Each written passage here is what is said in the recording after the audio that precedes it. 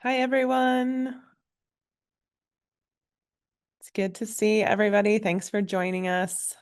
I know it's a beautiful Saturday morning here in Baltimore and probably over across most of the Mid-Atlantic. So I know we're competing with great fall weather. So thanks for choosing us. It's wonderful to see folks joining. Let's give a couple more seconds and then we'll get started.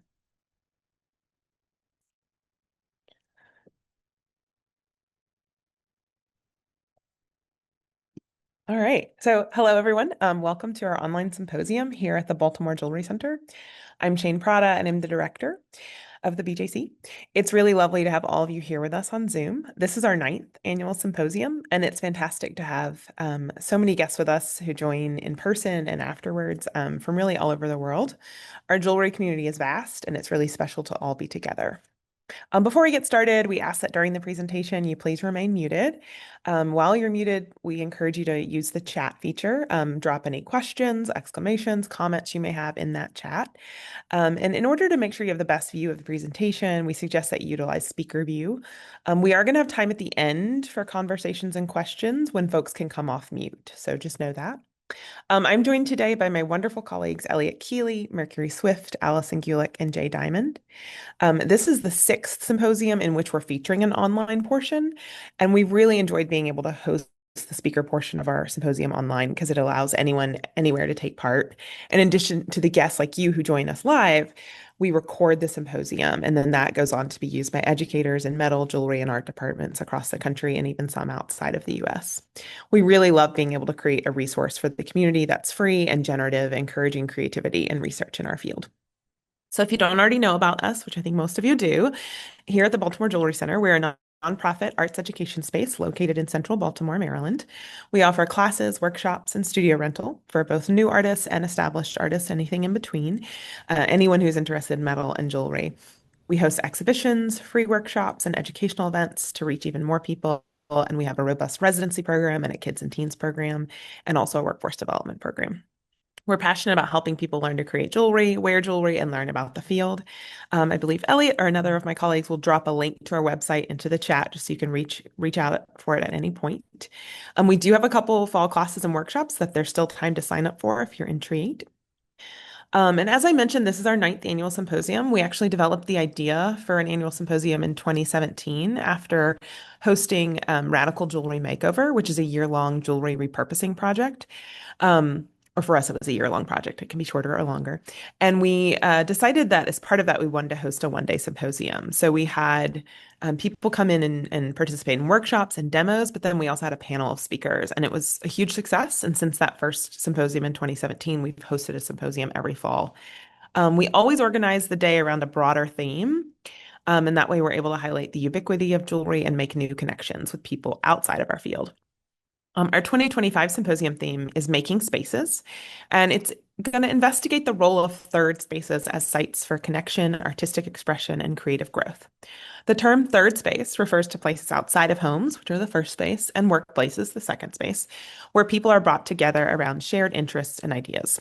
In recent decades, third spaces have become increasingly rare, yet craft education spaces, like the BJC, remain vibrant examples of third space ethos, fostering creativity and community. Our symposium, Making Spaces, will explore the importance of third spaces for creatives and how these ecosystems are formed and maintained, as well as the impact they have on the artistic practices of the participants.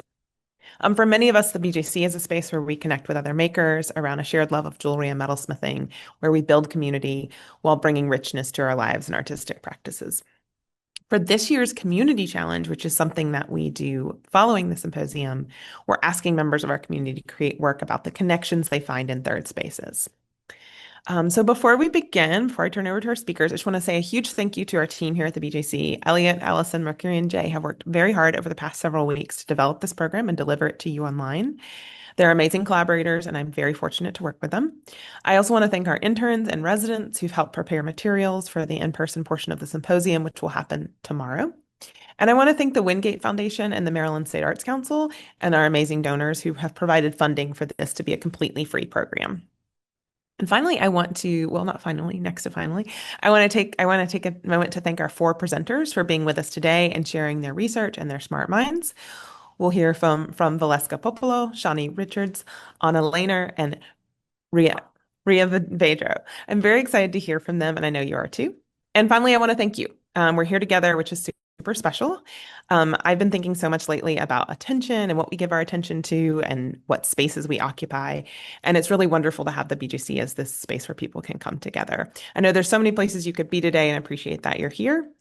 Um, Giving your attention to these speakers. Each one has taken time to craft a talk that is both personal and meaningful to them that they deeply care about. And now we get to peek into their minds and processes together.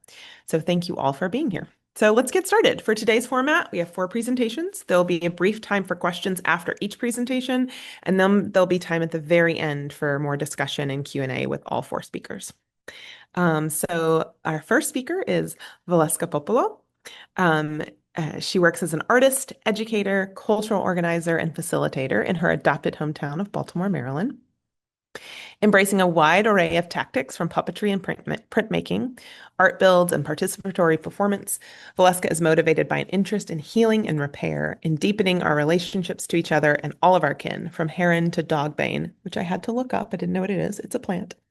Valeska's creative practice seeks rich webs of entanglement and connection with the local and regional, with the multiple dimensions of place, from watershed to time. The connections between the materials we encounter as artists and makers and the multiple stories they hold are central to Valeska's creative practices. She's been deeply formed by working with Black Cherry Puppet Theater, Bread and Puppet Theater, Great Small Works, All the Saints Theater, and other politically and socially engaged puppet and parade organizations. She's on the faculty at MICA and holds a BA in International Affairs and Conflict Resolution from American University, a permaculture design certificate from the Linnea Ecological Gardening Program, and an MAT in Art Education from MICA. Community spaces and artists, collectives, and groups have been a school for Valeska over the last 20 years. The skills and expertise she draws in her artwork, from facilitating community art builds and collaborations to making puppets and objects for performance, come from learning directly from other practitioners. In her talk, she'll reflect on some of the spaces and people that have been instrumental to her learning, focusing on the values, skills, and practices that have been shaped by these encounters. She'll also speak about specific projects that she's been involved in more recently, including parade builds at Black Cherry Puppet Theater that aim to hold space for connection, learning skills, and exercising our collective creative imagination during politically divisive and socially isolating times.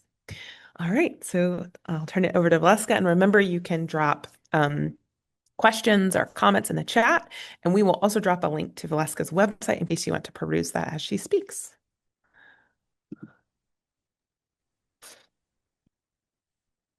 Good afternoon, everyone. I'm going to do my best here to return to my practices of teaching online. Did a little practice before the session started. And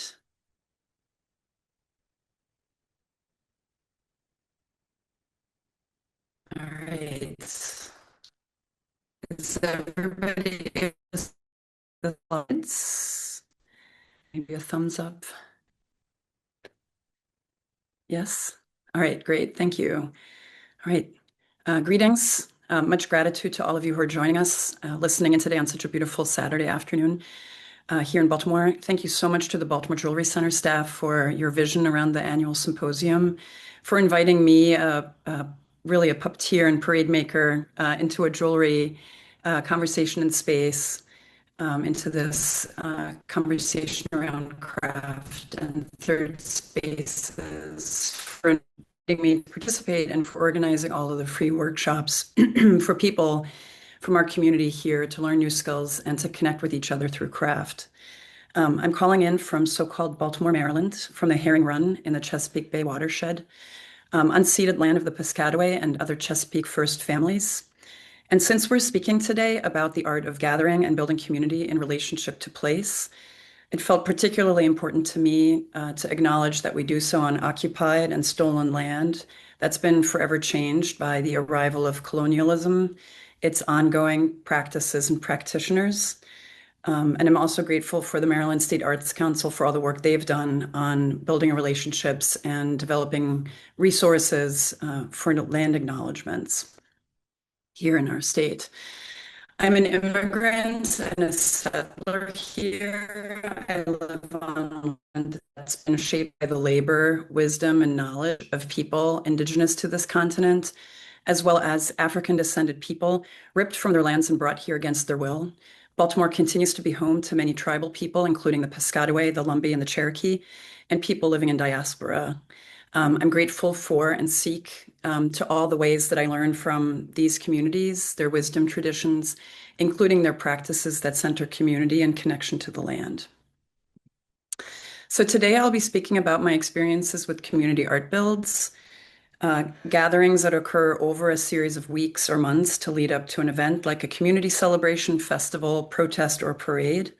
And the image that you see here is from a headdress making workshop from just 2 years ago, leading up to the annual Sowebo Festival in Southwest Baltimore near Holland's Market, and the community parade that is supported by Black Cherry Puppet Theater, a Baltimore arts organization that's celebrating its 45th year in 2025, and a place that's really shaped me. In preparing for this talk today, I wanted to reflect not just on the community builds that I've been part of and have helped to organize, but also wanted to uplift some of the places, communities, people, and spaces that have taught me about community and continue to be important touchstones for me in the work of gathering and making community together. And sometimes I get very nervous speaking in front of people, even when those people are on Zoom. And I think that nervousness is a sense of wanting to honor all the people that I feel like have shaped me and the work that I'm able to do. And I sometimes wish I could speak with lots of other people at the same time, all of the voices of other people that have helped me along the way. I was born in Germany. I moved here as a child with my mother and my brother. And I recall the profound shift from living in a town that had an abundance of public places to gather, pedestrian zones and parks, community festivals and markets. And I moved to suburban New Jersey as a 10-year-old. And I think that this sudden shift in my relationship to a kind of commons was deeply impactful for me. And I think one feature of that is just that there weren't a lot of public places to gather and walk to and assemble. One of my first jobs as a young adult was working for a farmers market organization in Washington, D.C., which is pictured here on the right in DuPont Circle. And it was really the first place that I was introduced to the term third space, as a place that was outside of the home and outside of work, a place for gathering and bumping into familiar faces and unfamiliar faces, and feeling a sense of connection and belonging, particularly to a particular place. I value a value that I hold from both my childhood experiences and working at the market is that we need spaces that are free, that are not privatized, that do not require us to spend money in order to feel that sense of connection and belonging.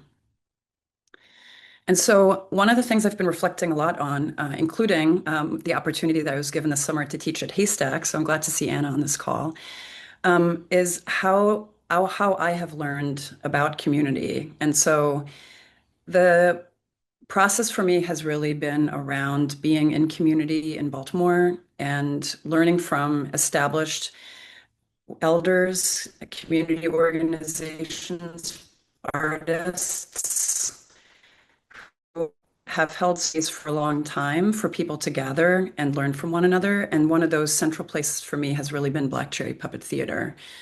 In 2003, when I moved to Baltimore, this is the first place that I interned and worked. I was a student at the time in the undergraduate program in fiber at the Maryland Institute College of Art. And Black Cherry Puppet Theater was a place where I first encountered free community workshops offered throughout the year in the garden space, free performances. And it was really a place where I started to develop a deep fondness and affinity for making things out of whatever materials are available and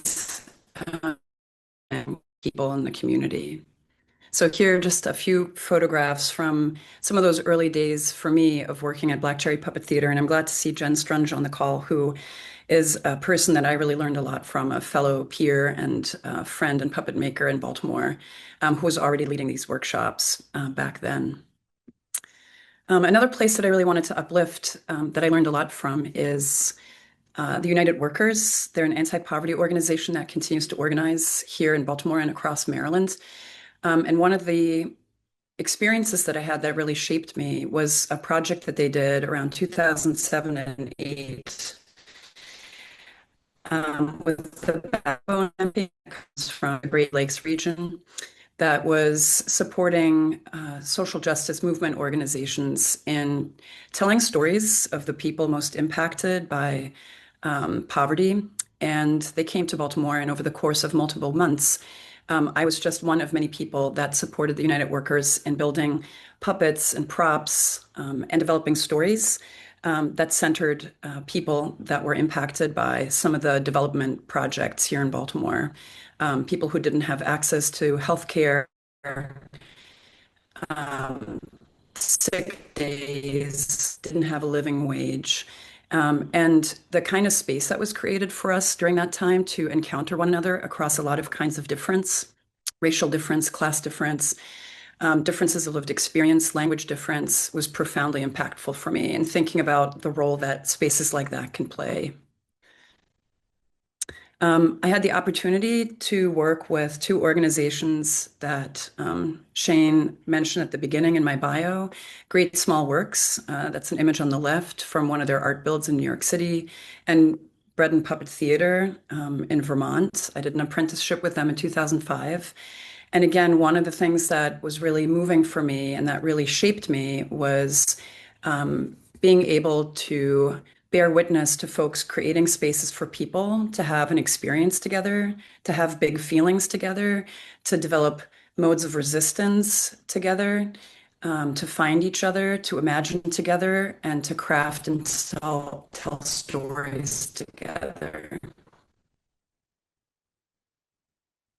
When I returned to Baltimore after my experience at Bread and Puppet Theater, I became involved in a number of different projects here in Baltimore shortly after I graduated from MICA. And it was really a way that I was able to find the places and spaces and communities that were involved in public performance and in art and community builds. And one of those organizations was Fluid Movement that did an annual Love Parade. And that was really one of my first experiences of participating in a community-made parade here in Baltimore. With Laura Dragul, who's an artist that has been really influential for me here in Baltimore, we co-organized an event for a few years that had the name Pedestrian Services Exquisite that preceded me, but that I started to collaborate with Laura on. It was a day of public crafts and making facilitated by different artists in public spaces. This one is in a backlot of the current space off of Franklin Street, for those of you that are calling in from Baltimore. And we made a maypole in the parking lot together that people participated in and had a twilight parade through the streets of Baltimore. And one year we're lucky enough, because of our relationship with Dan Van Allen, to have some of the Arabers who have a tradition and practice of horse-drawn carts that bring food through the city join us for the parade. I became very involved in the Great Halloween Lantern Parade, which was founded by the Creative Alliance and Nana Projects in the late 90s. I started working with them around 2005 or 6. And again, this was a really powerful place for me to learn about what it meant to make a workshop space open for many weekends before an event, where people would trickle in and talk to each other and have a shared goal around building something for a community celebration. And I continue to be involved with that parade every year, thanks to the ongoing efforts of Rachel Rush and others at the Creative Alliance. And it's been really meaningful for my students at MICA, where I now teach, to be part of this annual event and have that experience of a community build leading up to that community celebration. I also just want to honor the sort of traditions and practices from people around the world. So this is a common practice, the idea of building parades and processions and community celebrations together. Many people that I've encountered over the years really speak about this as being a kind of school.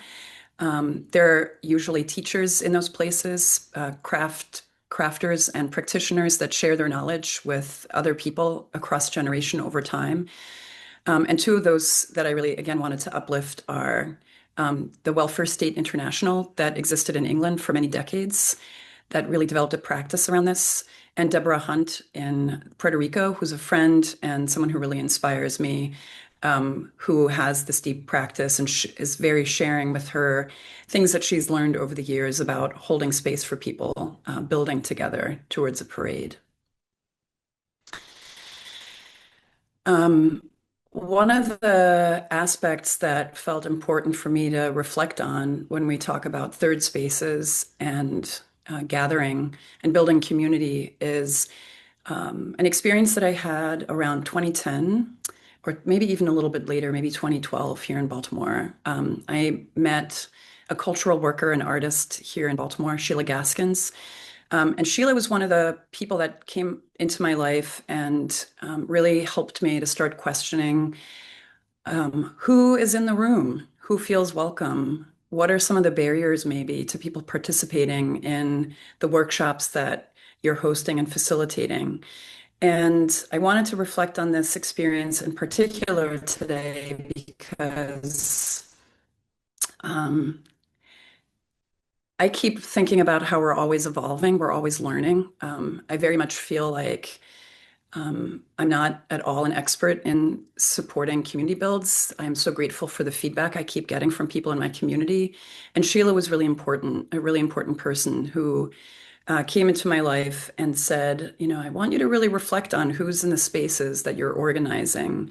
And at the time, it was a predominantly white community that I was organizing with. And it had not really occurred to me that there may have been other barriers to participation. I thought, well, the door is open and I'm trying to be welcoming, but I had to reflect a little bit more deeply about some of the other barriers that existed. And one of them was just developing more deep community relationships with folks of color for myself, showing up for community events organized by people in my community, by Black folks in my community, by really getting to understand the ecology, the arts ecology, and the cultural ecology of Baltimore.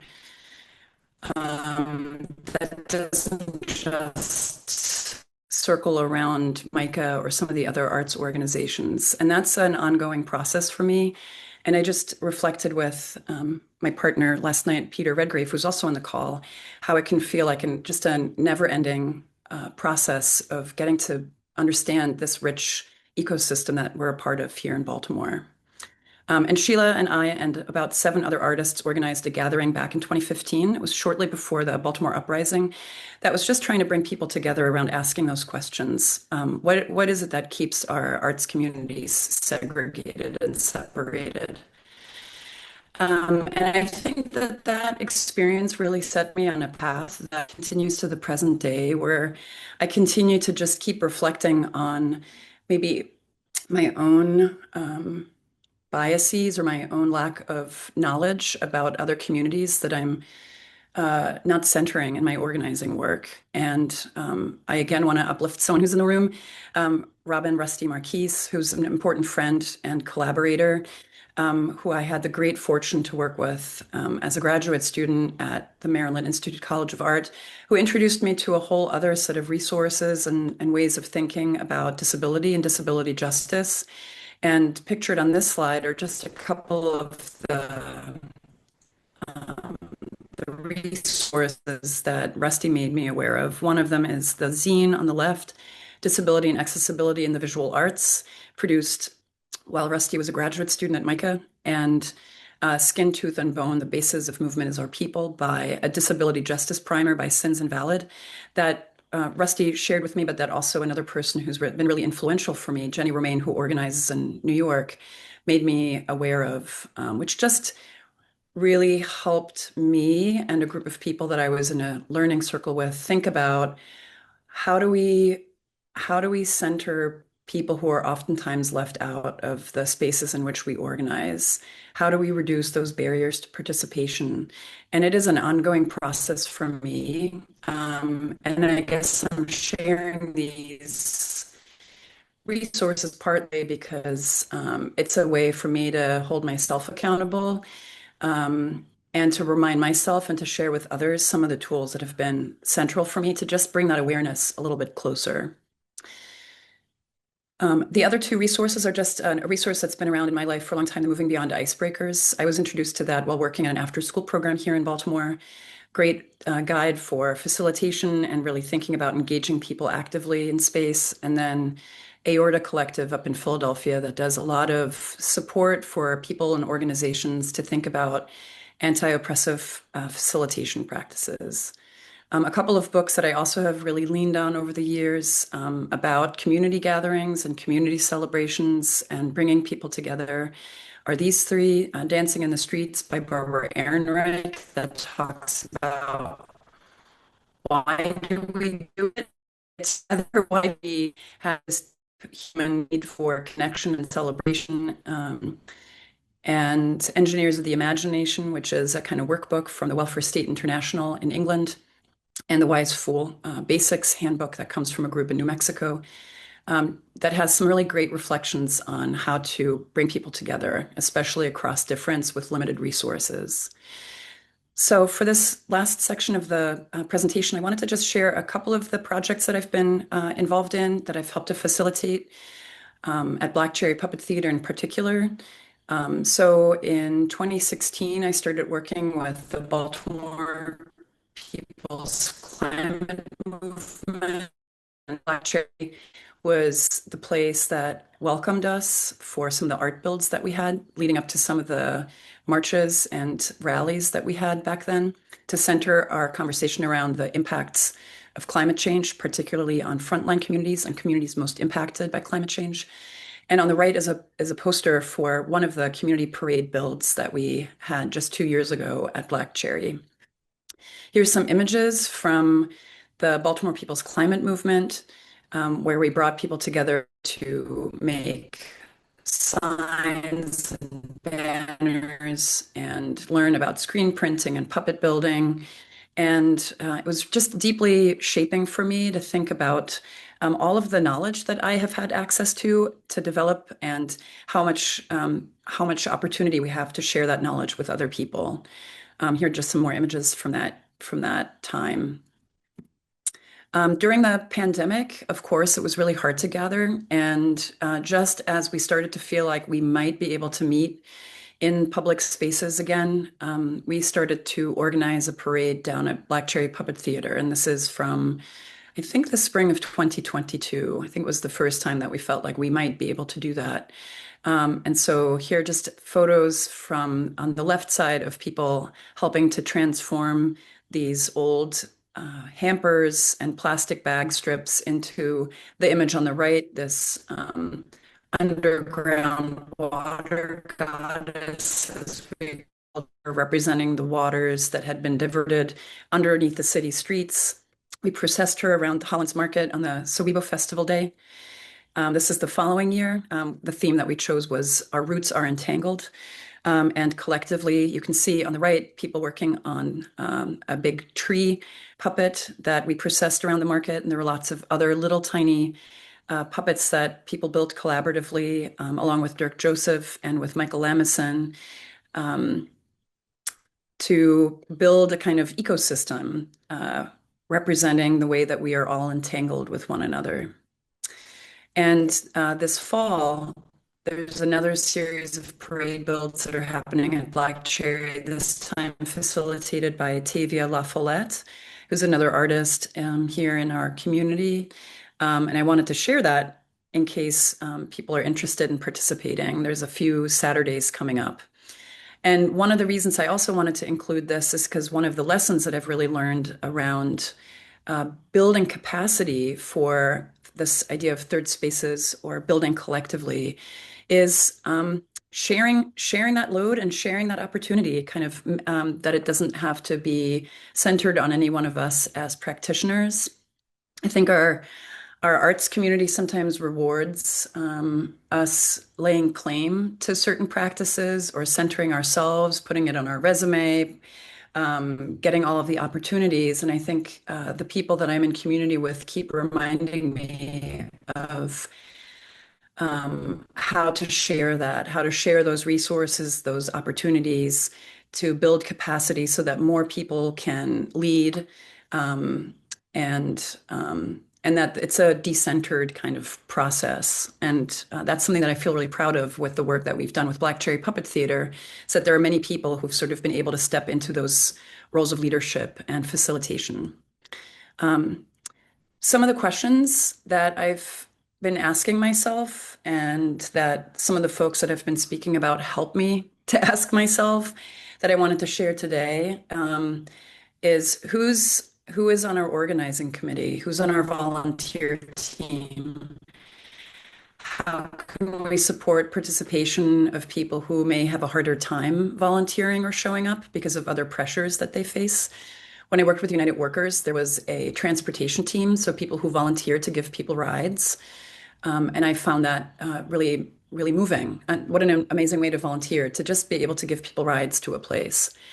Or for there to be childcare at the event, so that people who have children and who may want to be able to focus on their craft can also come and don't have to find another place to bring their child that day. What are some common agreements that we can post in our space to help people feel welcome and more at ease, to help us feel more at ease? And one of those, for example, at the Black Cherry Puppet Theater is that we have agreed that we want to welcome people when they come in. Anyone who's volunteering that day is encouraged and asked to welcome whoever walks the door, to introduce ourselves to those people, and to encourage that practice in our space so that people aren't working alone and that they feel like they can talk to the person sitting next to them. Whose comfort and ease is being centered most? Again, I want to thank all the folks that I've talked about in this talk about how often white, able-bodied folks' comfort is centered most in spaces. And I continuously have to unlearn that tendency myself when I'm facilitating. Do we have some shared strategies and practices for speaking with people if they cross a boundary, like disrespecting the space or others? Finding some common language, finding some agreement with the other folks to organize so that we have a shared strategy in place, so that people feel like that space is really safe. And then how do we help people find their way through the space to tools, to materials, to instructions to help if they need it, so that if you maybe don't have experience using a box cutter or don't know what a certain tool is called, that there are practices in place for people to know how to ask. Sometimes that's just as simple as saying, as people come in, if you have any questions about some of the tools that are out or where to find the tools, please feel free to ask me, or to wear something that identifies you as a volunteer or an organizer. And I wanted to conclude with a couple of sort of values, felt important to me. This idea of extending and receiving welcome. I need that as well as a facilitator. And one of my collaborators over the years, Omalara McAllister Williams, helped me remember that as a facilitator, I also need to remember what I need in order to be able to facilitate. And that is really important to me, being acknowledged and acknowledging, saying hello and being welcomed. Inspired by Adrienne Marie Brown and the work of emergent strategy, traveling at the speed of trust, that it takes people maybe a little longer to trust a space. That can take years. Even if the Black Cherry Puppet Theater doors open every, it might take months or years for people to feel a sense of trust with that place. And that I need to remember to move at the speed of trust, that I need to build relationships, that I need to show up and continue that work over time and build those relationships in a community. Bringing snacks and sharing food and breaking bread or breaking crackers, as a friend of mine, Megan Sherman, said recently, such an important way for people to feel welcome, to build those relationships and a sense of trust. I'm always trying, and I'm oftentimes asked by people that I work with, and I'm grateful for it, to honor the energy and wisdom that people are bringing. I think as someone who does a lot of organizing of spaces that are really open to anybody who walks in, I really have to honor what energy people are bringing into the space, try to look for the wisdom and the skills that they're bringing, and see if there's a way that they can plug in. To be really open to feedback, to welcome feedback. I'm grateful for the ways that people have held me accountable and asked me to do better next time. And that has been hard at times, but I'm forever changed by those gifts that people have given me. And so cultivating that capacity to say thank you when people give you critical feedback, especially when it comes from a desire to learn. And in that spirit, that I really try to remember that if I make a mistake, to be accountable and to try to do better the next time, to seek information out, to build some capacity around how to do better next time. One of the ways that I've tried to do better is to include us at least contact information for someone if they need access information on a poster, or to include a short sentence that describes how far the door is from the nearest parking spot, or whether there's a ramp, or whether there are other kinds of impediments that might make it more difficult, or if there's a bathroom in the space.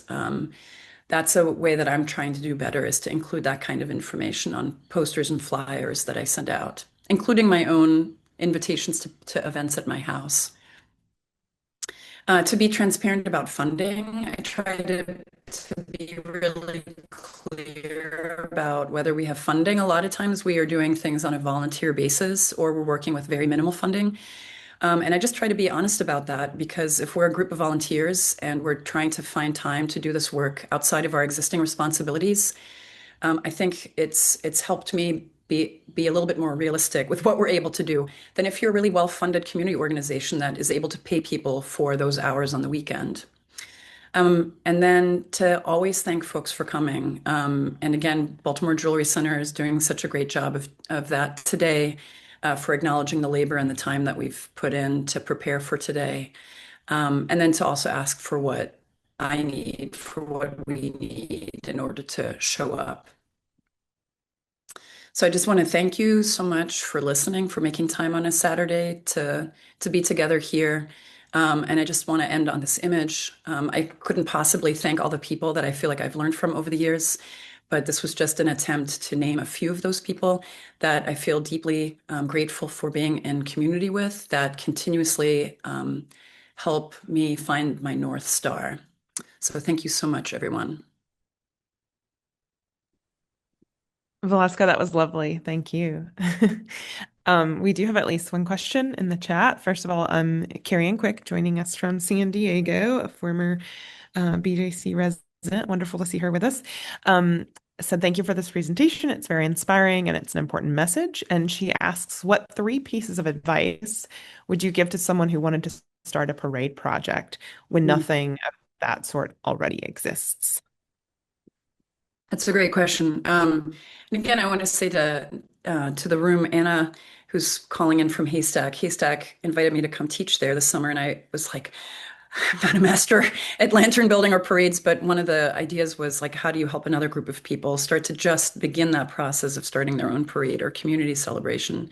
So we talked a lot about that this summer, like how do you just get started? And I think that one thing that I would recommend is finding some co-conspirators, who are some people that you can team up with that want to be involved, that can share the load, that also might bring different lived experiences, different perspectives, different knowledge.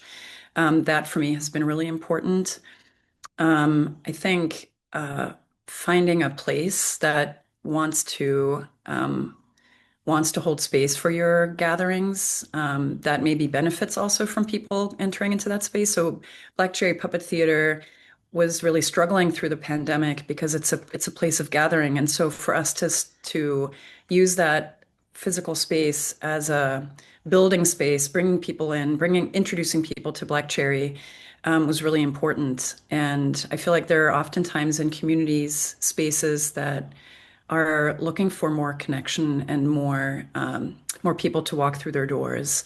So that's another piece of advice that I would offer. And then, I think building a network of relationships with other people who build parades or do community celebrations has been really important for me.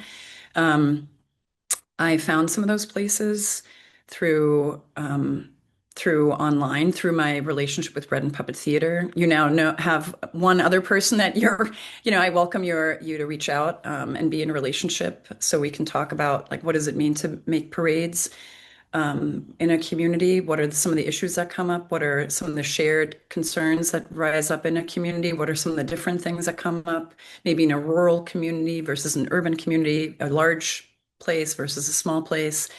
And so building that network of connections. One of the things that my students this summer at Haystack were really grateful for was just knowing about some of the other organizations and people that are involved in that work. And I'm glad to share that list. I mean, a few of them were in the slide presentation, which I think will be available to you.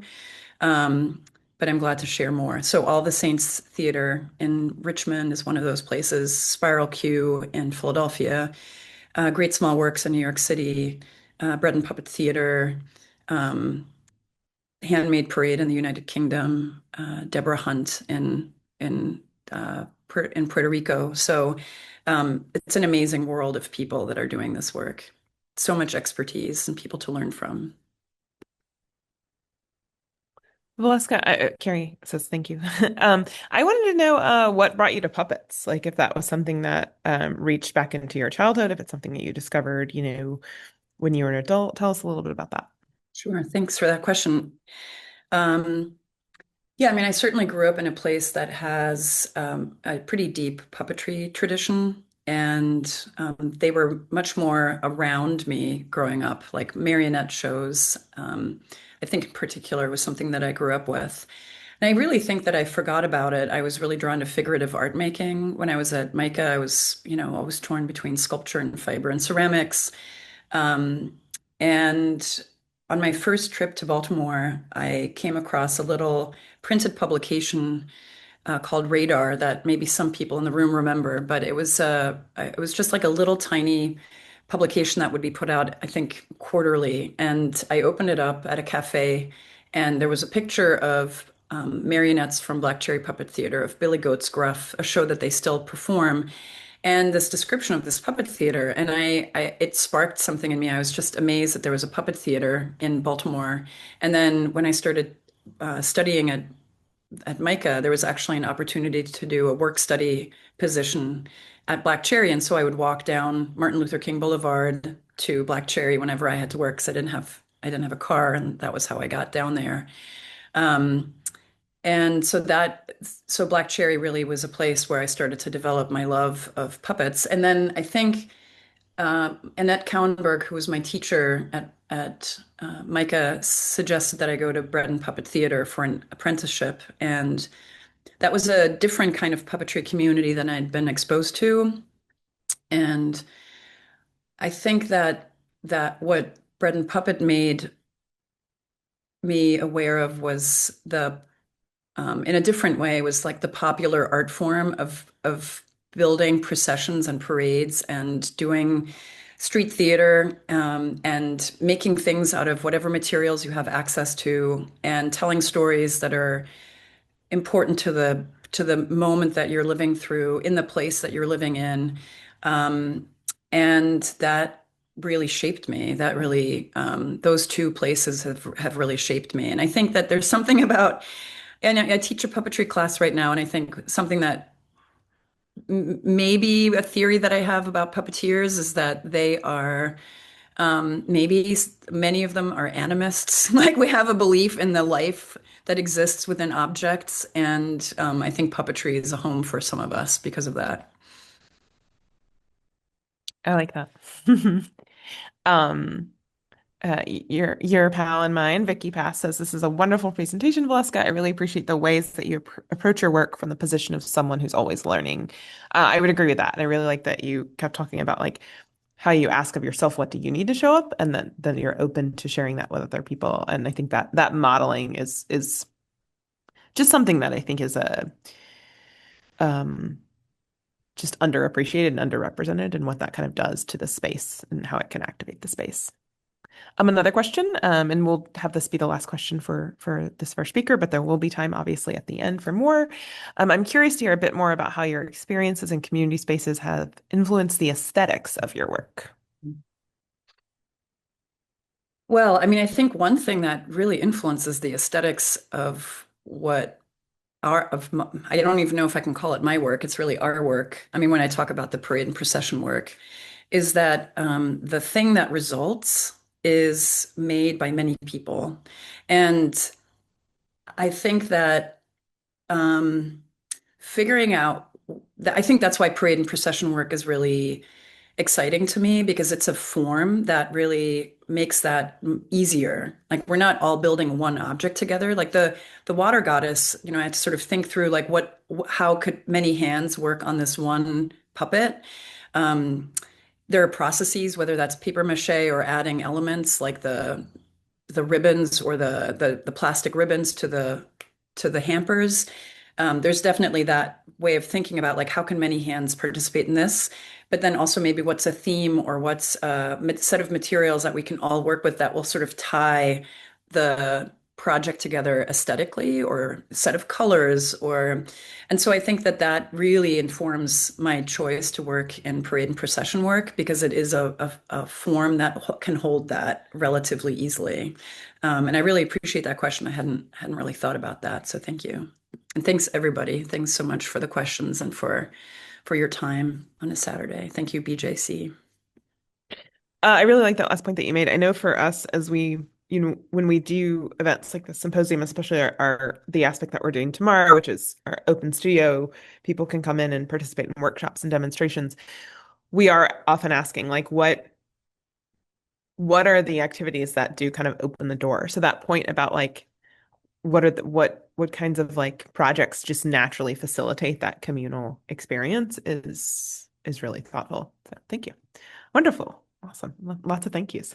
All right, so we are basically right on time. Bravo. That is not a common thing in my own life.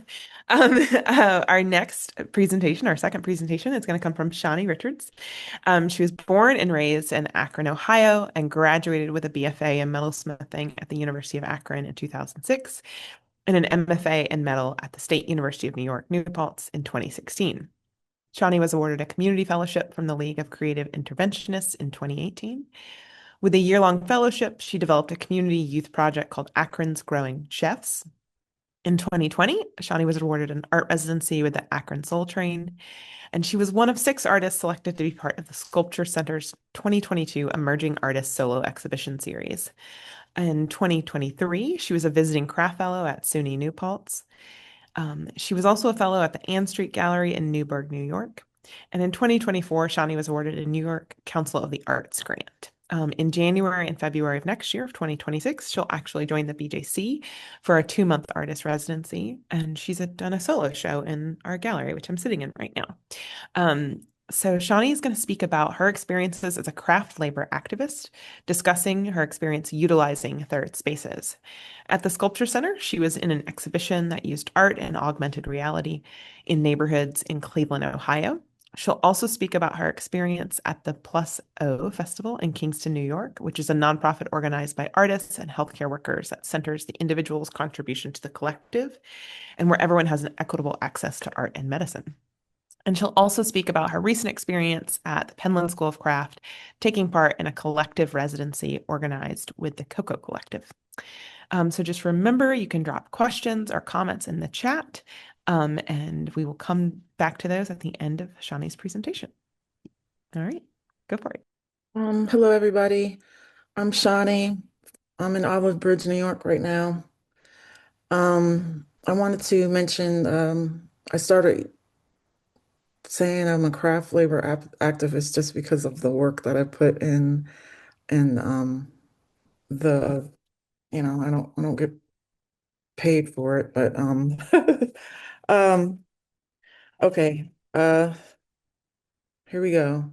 So after I went to SUNY New Paltz for my MFA in metal, and after I graduated in 2016, um, after presenting Make It Plain which I referenced Malcolm X when he referred to make it plain, meaning he didn't want to be introduced with any bells and whistles, just keep it simple and to the point, because what he was going to speak about was what was important. So that's why I titled my exhibition "Make It Plain."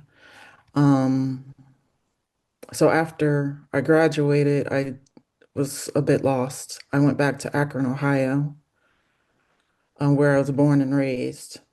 And I started going to this community center I discovered, and then I had no idea existed. It was called the Womb. It stands for the Way of Mind and Body.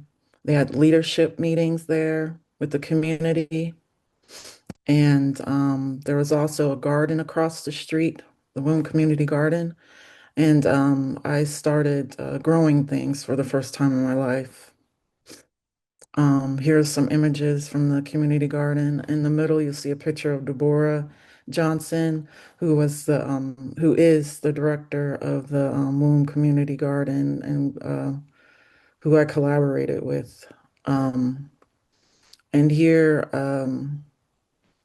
I decided to apply to the League of Creative Interventionists, which is an organization that funds artists $10,000 to do a community project in their community. And this is an image from North Carolina where we had our convening, where everybody that was awarded spoke about their community project that they were going to implement.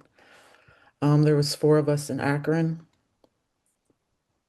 And with I was working at a teleperformance phone customer service thing, and I got really deep into this with $10,000, and I just quit my job, and I was at the womb like all the time.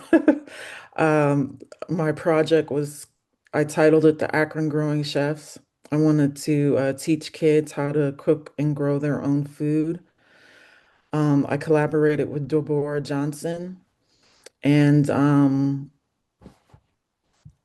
we this is a picture of our first event that was on the green at the garden, and we had a generator so we could heat up the pans and cook outside. I was in the background. I found a chef, Jennifer Tidwell. She's the one with the hat in the picture. She taught the classes to the kids, and I was basically the director. We had a DJ on set, and Deborah, she had a Joy of Voting grant. So we were also pushing and talking to people about voting. I couldn't have done it without collaborators. There was Let's Grow Akron, that's been around for years. They honored me by coming and setting up a table at the event, and this is inside the womb. And then we had community vendors selling jewelry.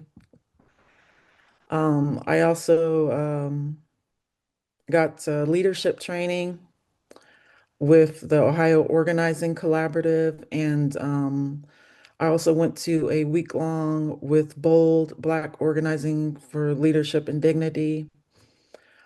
Um, and then I was also a part of collecting signatures with the community.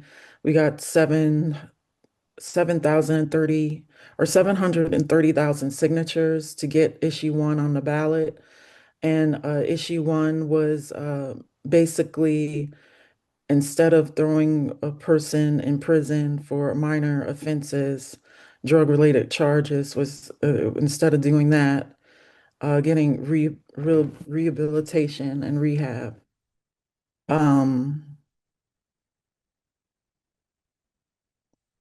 and this one of the events that I had at the Moon was poetic justice, where I collaborated with these students at Kent State that had ID 13 project that amplified the voices of writers and artists that were incarcerated in a privately run facility at Lake Canary Correctional Institution.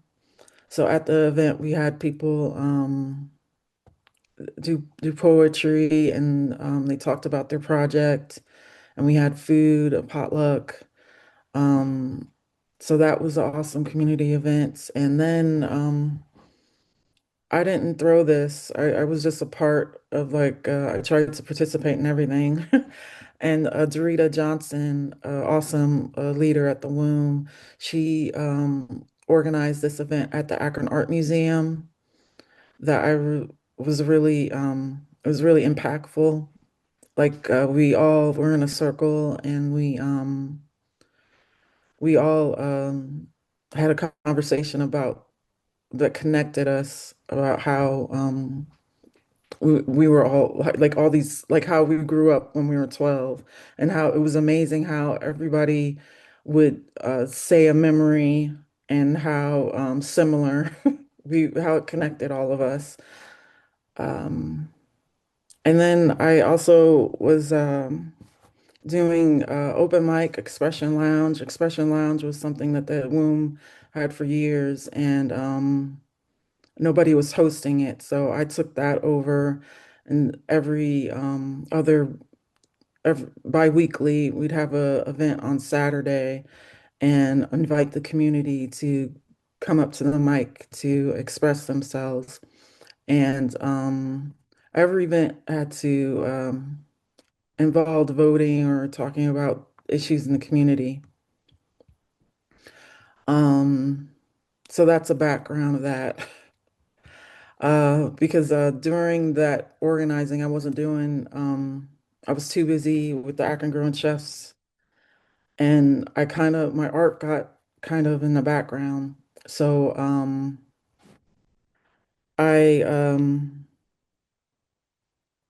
this is my first project that I did after learning all I did from the Creative Interventionist Fellowship and the Womb and the Community Garden. This is a image postcard of a show I was a part of the Sculpture Center in Cleveland, Ohio. The exhibition was titled Crossroads Still We Rise. It was curated by Robin Robinson and featured 12 Black artists. Each artist was assigned to one of six underrepresented neighborhoods in East Cleveland. We all had to pick a site in a neighborhood where our art would be displayed with augmented reality. Nancy Baker Cahill was an artist that had this app, Fourth Wall app. And what you do is you go to the site with your phone, you download the app, you go to the site with your phone, and through the app you could see the artwork displayed, and you could take a photograph with the artwork with your phone, and you could also do a video as well. This is an example of one of the artists that, before I get into of one of the artists, Gina Washington, she did a I Am. And on the right, you could see her piece, an image of her piece floating with the augmented reality in the Glenville neighborhood under a bridge. And then she did a community workshop, I Am workshop, um, where everybody was in a circle and we'd put our I am statements with down on paper. And so that's the image of us all together there. There was also bus, um, three separate times during the exhibition. There was bus trips, which was one of my favorites because we'd we'd be in the bus going to the different sites. There was 12 different sites that we were part of with this exhibition. So while in the bus, we'd be driving around Cleveland and people would be sharing stories about the community and how it's changed and what needs to what would what would needs to be done to the neighborhood. So that was wonderful. And then there was also a bike tour opportunity that Black girls who ride organized. Um, so in the beginning of this project, I I connected with the university settlement. I was my neighborhood was Salvic Village, and this was during the pandemic. I should mention it was in 2020, so it was towards the end of the pandemic, but people still weren't really coming out. So I worked with University Settlement to do a Zoom conversation with the community, and twice, and both times I didn't get anybody. But the benefit of it is that I found out the other Zoom community meetings that they were doing, and they had the land, which was a community newspaper that was doing these Zoom community meetings, and I would go to theirs. And one of the the benefits that they had for the community for them to come to the Zoom meeting is that they had a $25 grocery coupon that they'd give out, which I thought was smart. So it was through them that I got to hear secondhand things that were important with the community members, the few that even they didn't get a good turnout, but it was better than nothing. But in the end, I decided to collaborate with this other organization, Elizabeth Baptist Church. And this was a site that I had my augmented artwork. Uh, I, and I also worked with the Salvage the Village community nonprofit, and Burton Bell Carr was on the Kingsman side, another community nonprofit I organized with. And I with the Salvage Village development, I volunteered with them. They're giving out cleaning supplies to the neighborhood. So I went with them in order to make more community connections. And here is what I came up with this project. And this is an image of a cardboard model. I would have loved to have made it out of metal, but it's made out of wood and cardboard.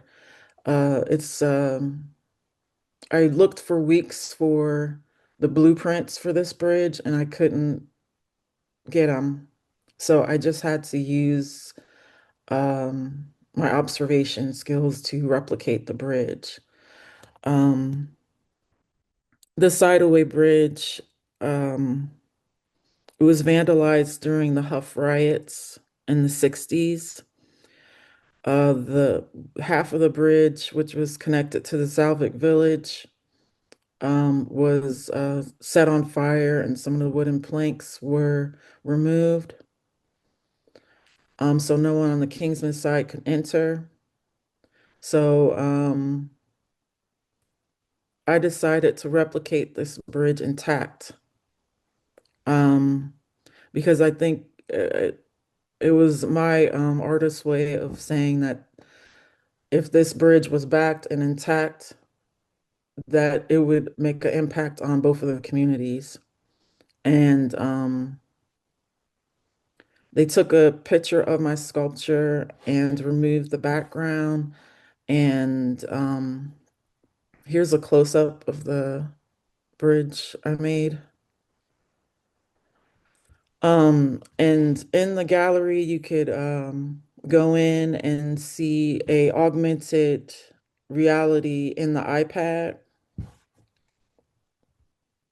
And you could also go to Elizabeth Baptist Church in the neighborhood, and you could see and use the Fourth Wall app with the phone, and you could see the bridge floating with imaginary people on there. And you could see images. I went on the bike tour with the ladies, and we're standing there It was really amazing using the app. And then there's an image with me under the umbrella. We were still playing around with it, but it's pretty amazing that it was the bridge looked like it was life size.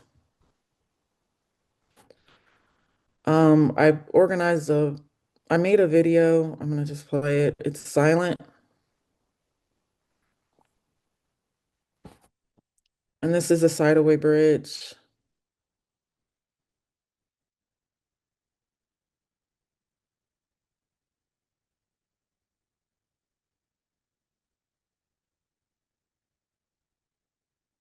This shows the augmented reality with the iPad.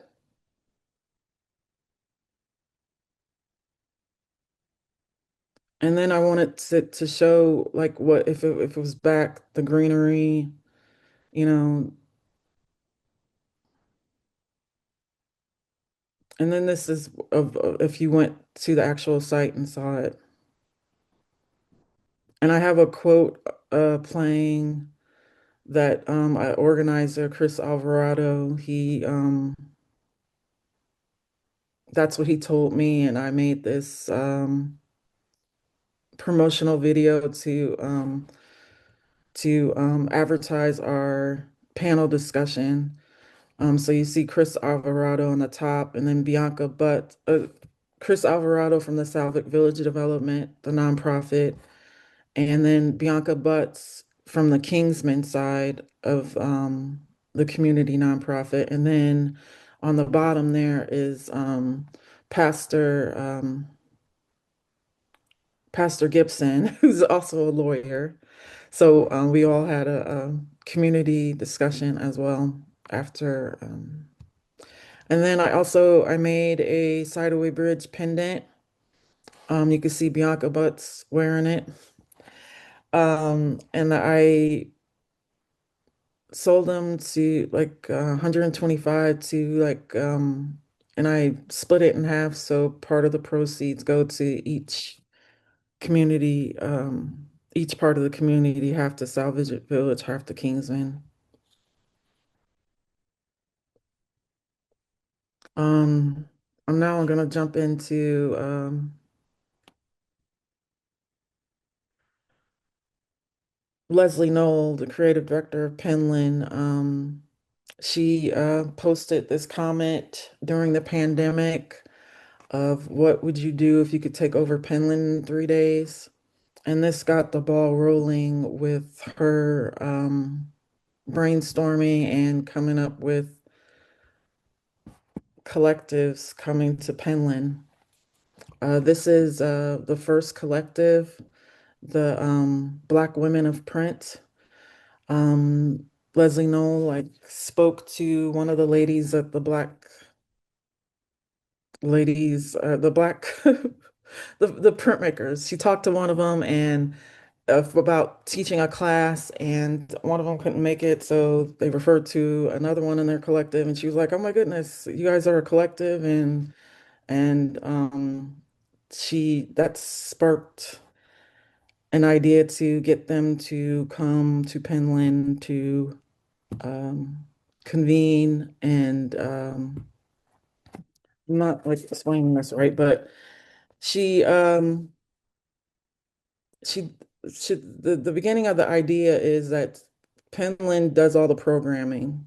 So what if she brings people in and they control the programming? And so 6 artists come in there and she encouraged like multi-generational, different ages of artists and growing. And Black Ladies of Print were the first one. The second one was Crafting for the Future, Better Together. Um, and then the third was the Eastern Band of Cherokee Indians and Artisan and Cultural Bureaus. I wish I would have been to this one because they made like Indian tacos and they were in the fiber and the clay studio for a couple of days. Um, I just wanted to mention them, but I don't, know much about them, but all the different groups. But I was a part just recently of the amazing 2 weeks in Penland with the Cocoa Collective, Black Artists in Metal. And there's an image of us all together. So how this came about is that Fun, Lola, and Aminata were the point people for making this happen. Um, so we got to come to Penland for 2 weeks. They gave us studio and they paid for our travel. Um, they fed us. We did yoga in the morning. We had the opportunity to do yoga in the morning, and then we just got to work and plan our own day every day. And Penland supported this, and the Wingate also helped fund this. David Harper Clemens, he is the technician for the metals studio, and he my one of my favorite parts of the 2 weeks is I helped us. He did a pewter demo, and we made little hammers, pen hammers. Here's an image of all of us. And I also want to mention Spark, another organization that has no leader. Everybody's a leader. It's like a community-based type of thing. Um, so Spark is Smiths for the promotion, accessibility, and representation and community. The origin of Spark was sparked by an Instagram post by the SIBS, which stands for the Society of Inclusive Blacksmith, who posted a question of who would like to help plan a biopic retreat. It was formed because it felt like there was a need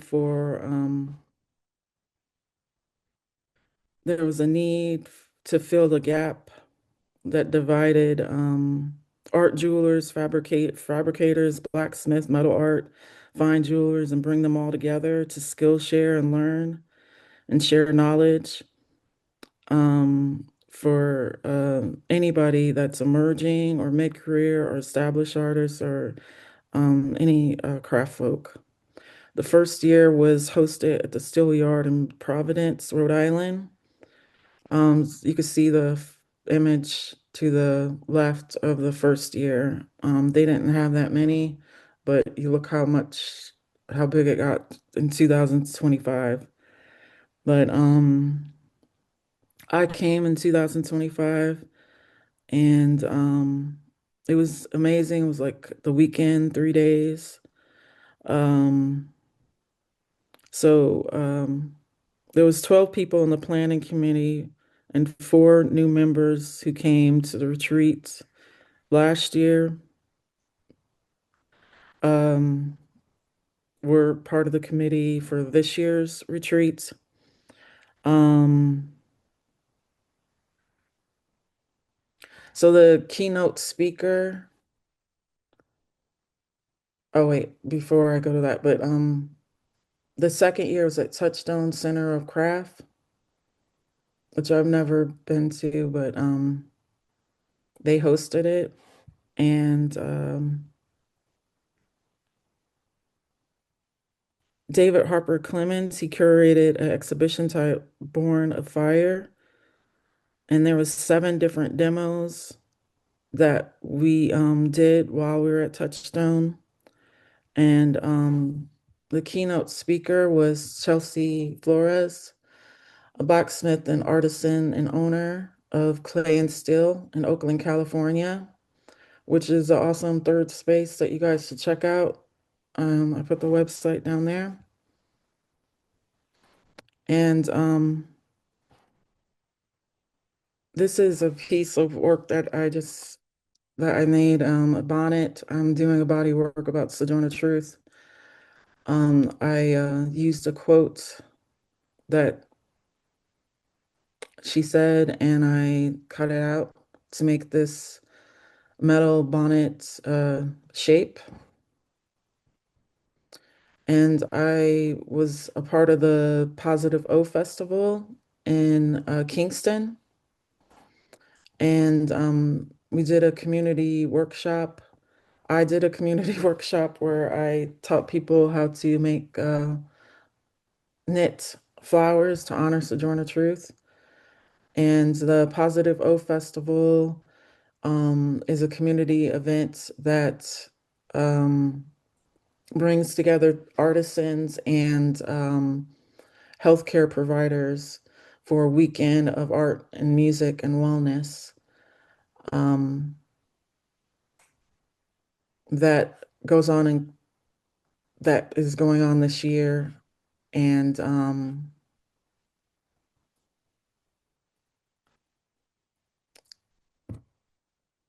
that's all I have to say about that. I'm still on the journey of doing work with Sojourner Truth in the community. And I'm done talking, and I'd like to. I like that ending. I'm done talking. I'm sorry, I'm No, not you're the fine. best speaker Hey, let's here, just but carry on. I was also thinking during your talk how, and it was in 2021, we were still in the pandemic. Your solo show here had, in a very different way, but it had a really communal aspect. I didn't know if you just wanted to mention that. It was yeah, actually photos from that. yeah, it was hard to pick on what to talk about with this, but yeah, I that's a tough one to talk about. Okay, I did an exhibition with the Baltimore Jewelry Center. It started in Akron. It was it was called United, and I put together slurs, racial slurs, pendants that people could wear and take pictures. Um, and I put I put there was a QR code you can scan where you could see a so-called definition or quote from a person saying what they thought the word meant. And it was supposed to be like a collaborative, like I was asking the community to put input into what they thought the word meant as well. Um, it like to take it back, like the N word was supposedly taken back, like giving other people an opportunity with their slur to take it back, if that was possible. I don't know. It's hard to talk about without images of it. Yeah, yeah. Well, and you can find those on our website, actually. There are some images. But I think it was you activated the space and included the community in a really interesting way, and it was an interesting time, right? Because we were all very much like, social distancing and wearing masks.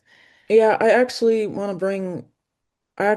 plan on bringing United back because I mean, the times that we're in, I think it's more necessary than ever to have those uncomfortable conversations about those words. And I have some new words to add on to it. So I'm thinking that it's necessary to bring that one back. Well, thank you, Shani. There's lots of comments. I'm not sure if there was a particular question, but if anyone had a question they wanted to post or ask now, you got a lot of shout outs and then just people recognizing different people that you were collaborating with, which I think is a really Oh, interesting. that's great. I wish it was just getting too complicated to with all their names and stuff. And like crafting for the future was part of Penland, and like I had a meeting with Leslie. I should have um talked to her about that too. That's an amazing connection that I mean Penland has done a lot, which is I'm just happy that I was a part of it. Yeah, that sounds like a really cool experience and such a great idea. So I hope y'all get to do something like that again. Maybe other craft schools want to do something like that. So we're actually right on time to take a break to get together. So it's going to be a 10-minute break. We'll come back right at 1:30 and we'll hear from our third speaker, Anna Lehner from Haystack. Oh, sorry, you did have one question. So back up, pretend I didn't just say that. What do you think is the most important aspect of community spaces, like maybe through the work that you've done? I think it's a big question, but really interesting.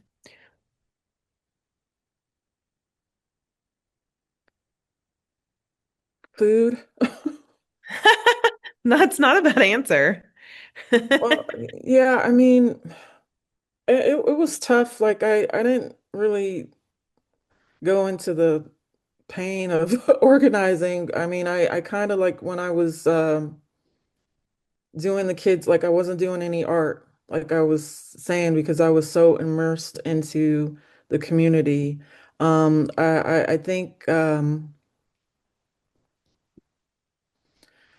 I think that it's important to have a point person in those community spaces that makes people comfortable or makes them feel comfortable. Like I didn't mention it, like, but one of like when I was going to the leadership meetings, they'd always have time where we'd kind of breathe and center, Mhm.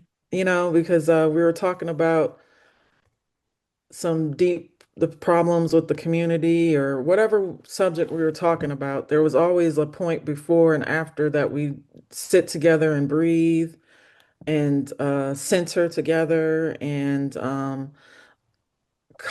like be grateful that we were all together. You know what I mean? In the Oh, yeah. space, like giving thanks for the food. Um, yeah, that was very important. Yeah, and that kind of runs into some of the things that Valeska was saying, but just that sometimes it is more about those like simple moments of being together. There was another question, but I want to give everyone their break that was promised, and I'll make sure, Carrie Ann, that we come back to that at the end. I think that's really valuable for people to think about like how they might reach out in times like this. So, thank you, Shawnee. We'll come back in 7 minutes, so at 1:30. Hello everybody. I'm Shawnee. I'm in Olive Bridge, New York right now. I wanted to mention I started saying I'm a craft labor activist just because of the work that I put in and the I don't get paid for it, but um okay. Here we go. So after I went to SUNY New Paltz for my MFA in metal, and after I graduated in 2016, um after presenting Make It Plain, which I referenced Malcolm X when he referred to make it plain, meaning he didn't want to be introduced with any bells and whistles, just keep it simple and to the point, because what he was going to speak about was what was important. So that's why I titled my exhibition Make It Plain. Um, so after I graduated, I was a bit lost. I went back to Akron, Ohio, where I was born and raised.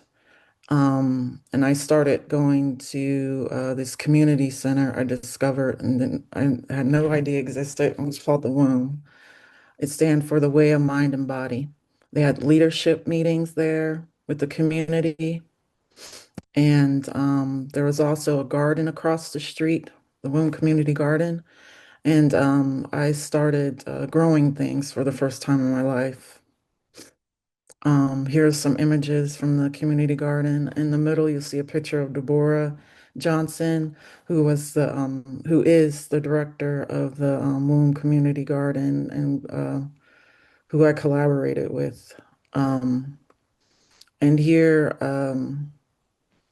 I decided to apply to the League of Creative Interventionists, which is an organization that funds artists $10,000 to do a community project in their community. And this is an image from North Carolina where we had our convening, where everybody that was awarded spoke about their community project that they were going to implement. There was four of us in Akron. And with I was working at a teleperformance phone customer service thing, and I got really deep into this with $10,000, and I just quit my job, and I was at the womb like all the time. My project was, I titled it The Akron Growing Chefs. I wanted to teach kids how to cook and grow their own food. I collaborated with Deborah Johnson, and we this is a picture of our first event that was on the green at the garden, and we had a generator so we could heat up the pans and cook outside. I was in the background. I found a chef, Jennifer Tidwell. She's the one with the hat in the picture. She taught the classes to the kids, and I was basically the director. We had a DJ on set, and Deborah, she had a Joy of Voting grant, so we were also pushing and talking to people about voting. I couldn't have done it without collaborators. There was Let's Grow Akron that's been around for years. They honored me by coming and setting up a table at the event, and this is inside the womb. And then we had vendors, community vendors selling jewelry. I also got leadership training with the Ohio Organizing Collaborative, and I also went to a week long with Bold Black Organizing for Leadership and Dignity. Um, and then I was also a part of collecting signatures with the community. We got 7,030 or 730,000 signatures to get issue one on the ballot. And issue one was basically, instead of throwing a person in prison for minor offenses, drug-related charges, was instead of doing that, getting rehabilitation and rehab. Um, and this one of the events that I had at the Loom was Poetic Justice, where I collaborated with these students at Kent State that had ID 13 project that amplified the voices of writers and artists that were incarcerated in a privately run facility at Lake Canary Correctional Institution. So at the event, we had people do poetry, and they talked about their project, and we had food, a potluck. Um, so that was an awesome community event. And then I didn't throw this. I was just a part of like I tried to participate in everything.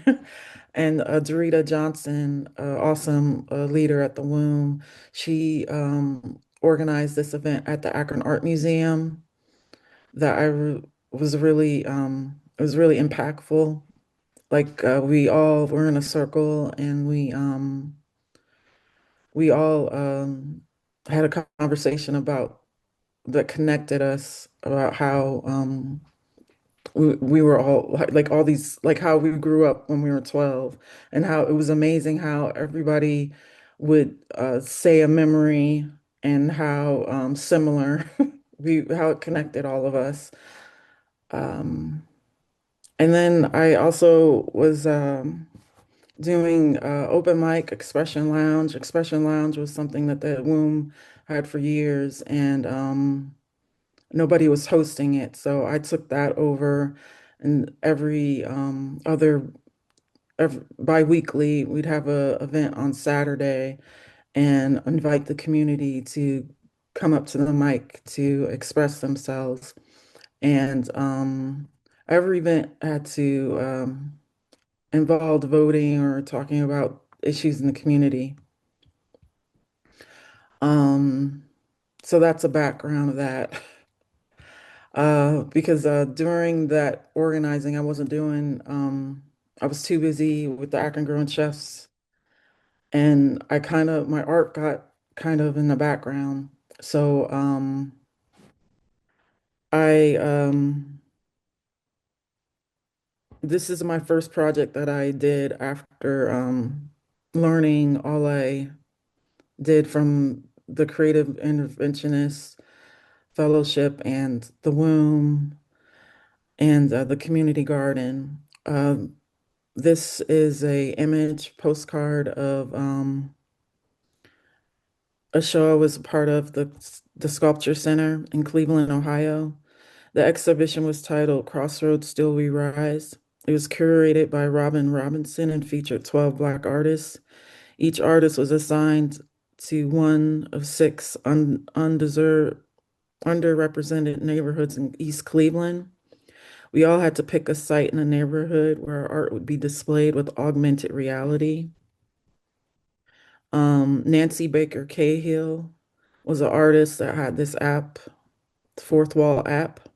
And what you do is you go to the site with your phone, you download the app, you go to the site with your phone, and through the app you could see the artwork displayed, and you could take a photograph with the artwork with your phone, and you could also do a video as well. This is an example of one of the artists that, before I get into of one of the artists, Gina Washington, she did a I Am. And on the rights, you could see her piece, an image of her piece floating with the augmented reality in the Glenville neighborhood under a bridge.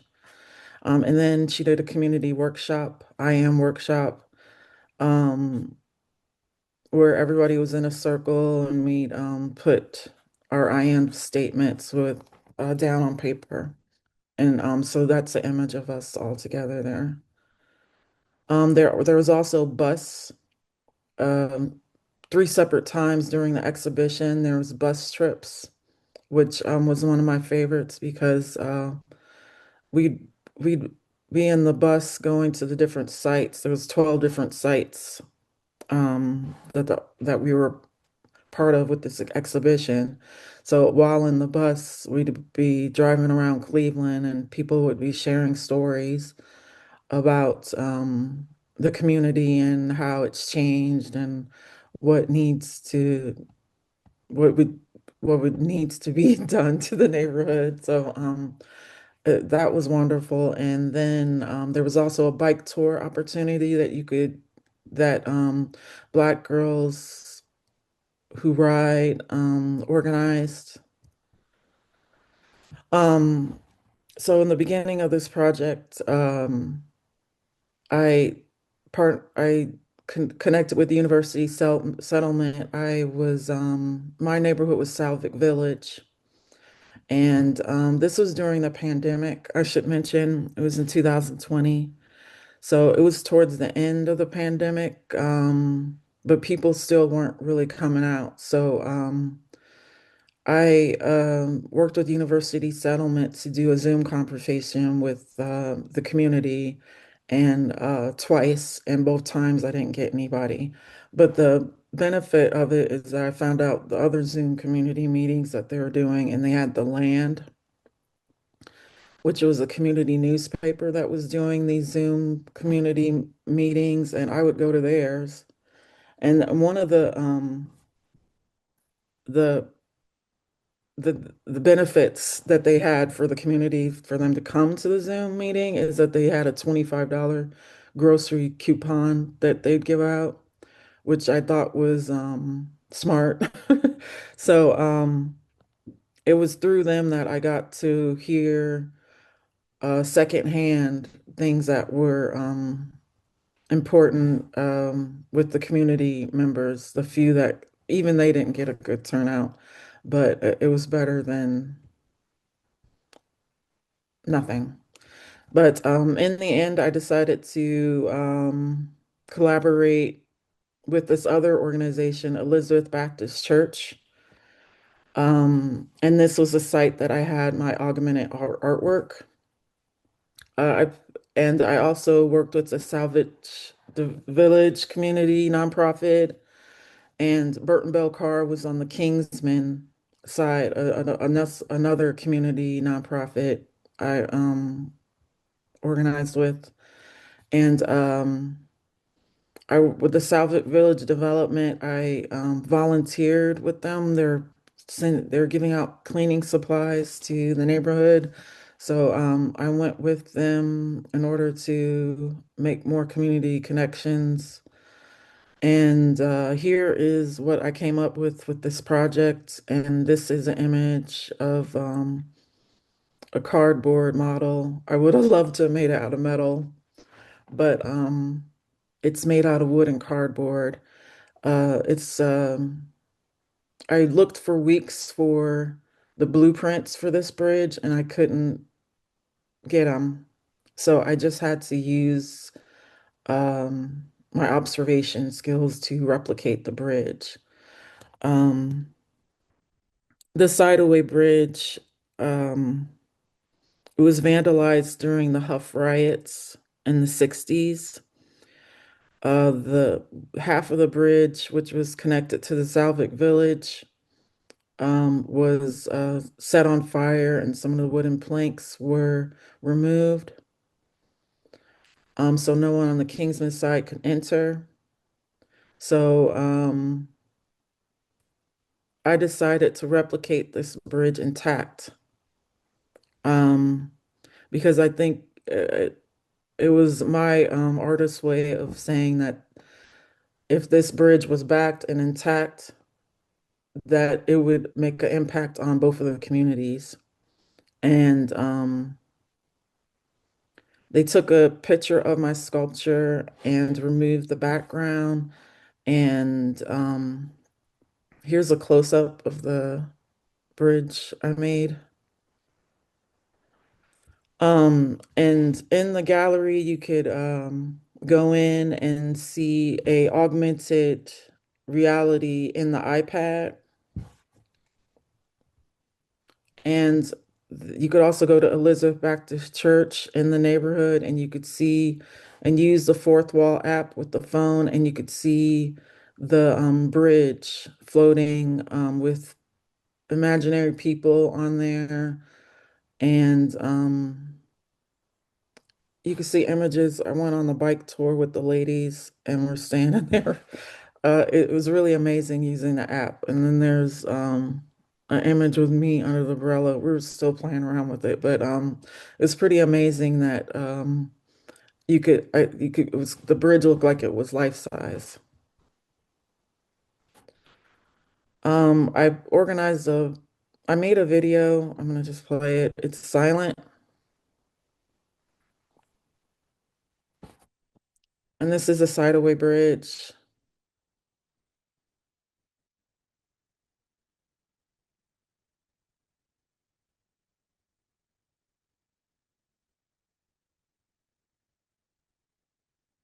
This shows the augmented reality with the iPad.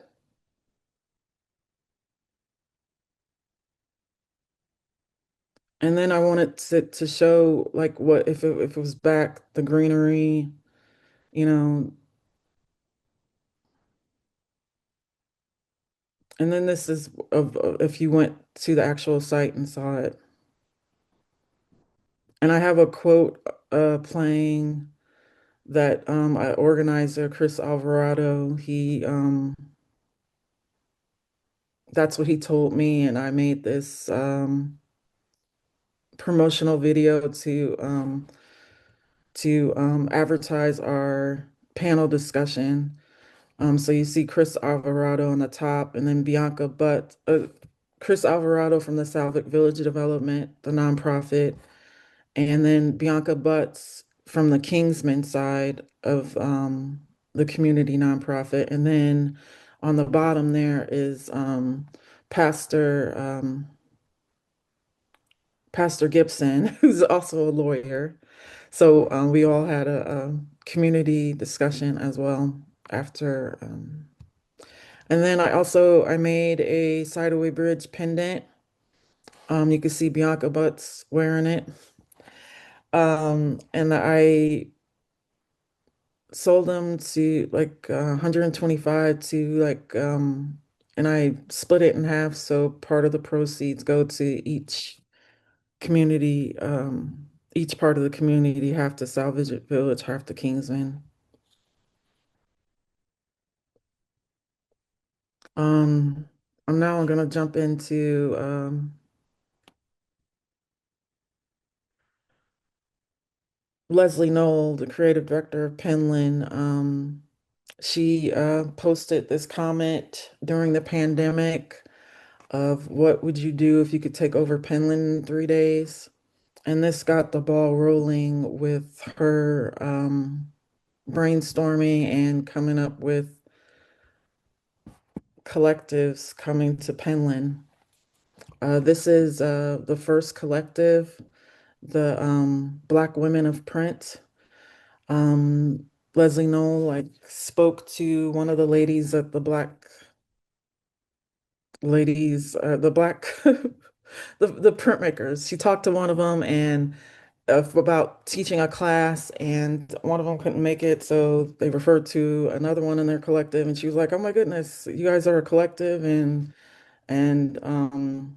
she that sparked an idea to get them to come to Penland to um, convene and I'm not like explaining this right, but she um she the beginning of the idea is that Penland does all the programming. So what if she brings people in and they control the programming? And so 6 artists come in there and she encouraged like multi-generational, different ages of artists and growing. And Black Ladies of Print were the first one. The second one was Crafting for the Future, Better Together. Um, and then the third was the Eastern Band of Cherokee Indians and Artisan and Cultural Bureaus. I wish I would have been to this one because they made like Indian tacos and they were in the fiber and the clay studio for a couple of days. Um, I just wanted to mention them, but I don't, know much about them, but all the different groups. But I was a part just recently of the amazing 2 weeks in Penland with the Cocoa Collective, Black Artists in Metal. And there's an image of us all together. So how this came about is that Fun, Lola, and Aminata were the point people for making this happen. Um, so we got to come to Penland for 2 weeks. They gave us studio and they paid for our travel. Um, they fed us. We did yoga in the morning. We had the opportunity to do yoga in the morning and then we just got to work and plan our own day every day. And Penland supported this. And the Wingate also helped fund this. David Harper Clemens, he is the technician for the metals studio, and he my one of my favorite parts of the 2 weeks is he did a pewter demo, and we made little hammers, pen hammers. Here's an image of all of us. And I also want to mention Spark, another organization that has no leader. Everybody's a leader. It's like a community-based type of thing. Um, so Spark is Smiths for the promotion, accessibility, and representation in community. The origin of Spark was sparked by an Instagram post by the SIBS, which stands for the Society of Inclusive Blacksmith, who posted a question of who would like to help plan a biopic retreat. It was formed because it felt like there was a need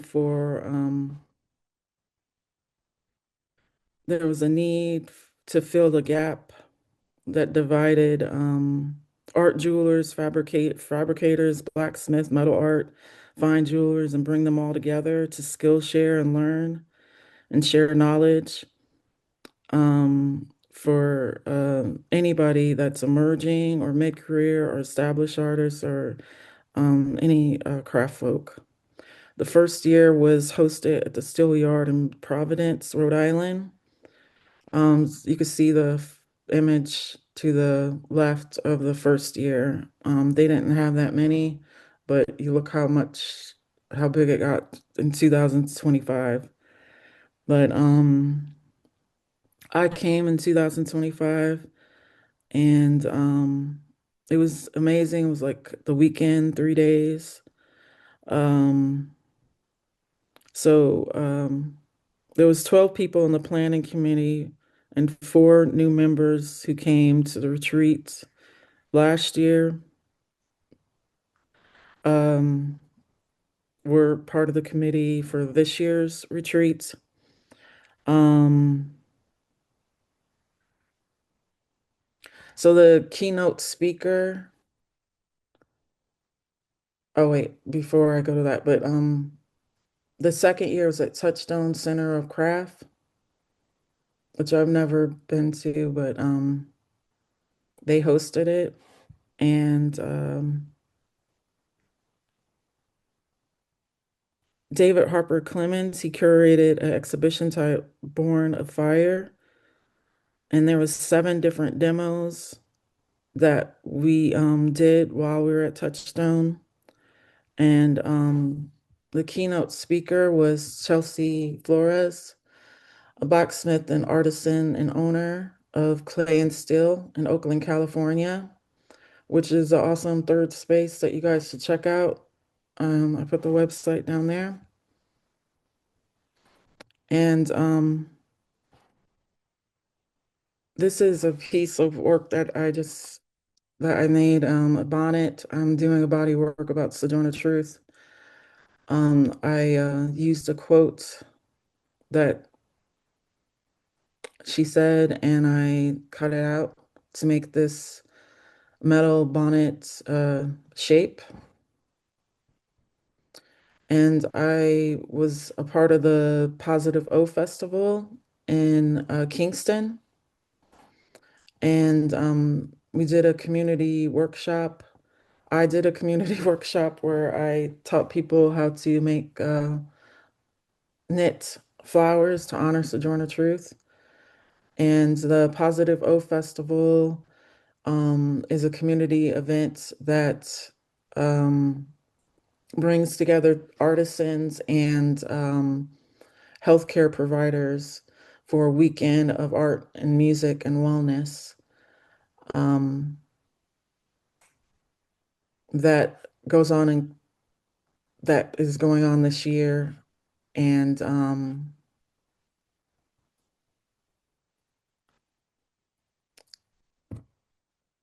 that's all I have to say about that. I'm still on the journey of doing work with Sojourner Truth in the community. And I'm done talking, and I'd like to. I like that ending. I'm done talking. I'm sorry, I'm No, not you're the fine. best speaker Hey, let's here, just carry but it on. I was also thinking during your talk how, it was in 2021, we were still in the pandemic. Your solo show here had in a very different way, but it had a really communal aspect. I didn't know if you just wanted to mention that. It was Yeah, actually photos from that. yeah, it was hard to pick on what to talk about with this, but yeah, I that's a tough one to talk about. Okay, I did an exhibition with the Baltimore Jewelry Center. It started in Akron. It was it was called United, and I put together slurs, racial slurs, pendants that people could wear and take pictures. Um, and I put I put there was a QR code you can scan where you could see a so-called definition or quote from a person saying what they thought the word meant. And it was supposed to be like a collaborative, like I was asking the community to put input into what they thought the word meant as well. Um, it like to take it back, like the N word was supposedly taken back, like giving other people an opportunity with their slur to take it back, if that was possible. I don't know. It's hard to talk about without images of it. Yeah, yeah. Well, and you can find those on our website. Actually, there are some images. But I think it was you activated the space and included the community in a really interesting way, and it was an interesting time, right? Because we were all very much like, social distancing and wearing masks. Yeah, I actually plan on bringing United back because I mean, the times that we're in, I think it's more necessary than ever to have those uncomfortable conversations about those words. And I have some new words to add on to it. So I'm thinking that it's necessary to bring that one back. Well, thank you, Shani. There's lots of comments. I'm not sure if there was a particular question, but if anyone had a question they wanted to post or ask now, you got a lot of shout outs and then just people recognizing different people that you were collaborating with, which I think is a really Oh, interesting. that's great. I wish it was just getting too complicated to with all their names and stuff. And like crafting for the future was part of Penland, and like I had a meeting with Leslie. I should have um talked to her about that too. That's an amazing connection that I mean Penland has done a lot, which is I'm just happy that I was a part of it. Yeah, that sounds like a really cool experience and such a great idea. So I hope y'all get to do something like that again. Maybe other craft schools want to do something like that. So we're actually right on time to take a break together. So it's going to be a 10-minute break. We'll come back right at 1:30 and we'll hear from our third speaker, Anna Lehner from Haystack. Oh, sorry, you did have one question. So back up, pretend I didn't just say that. What do you think is the most important aspect of community spaces, like maybe through the work that you've done? I think it's a big question, but really interesting.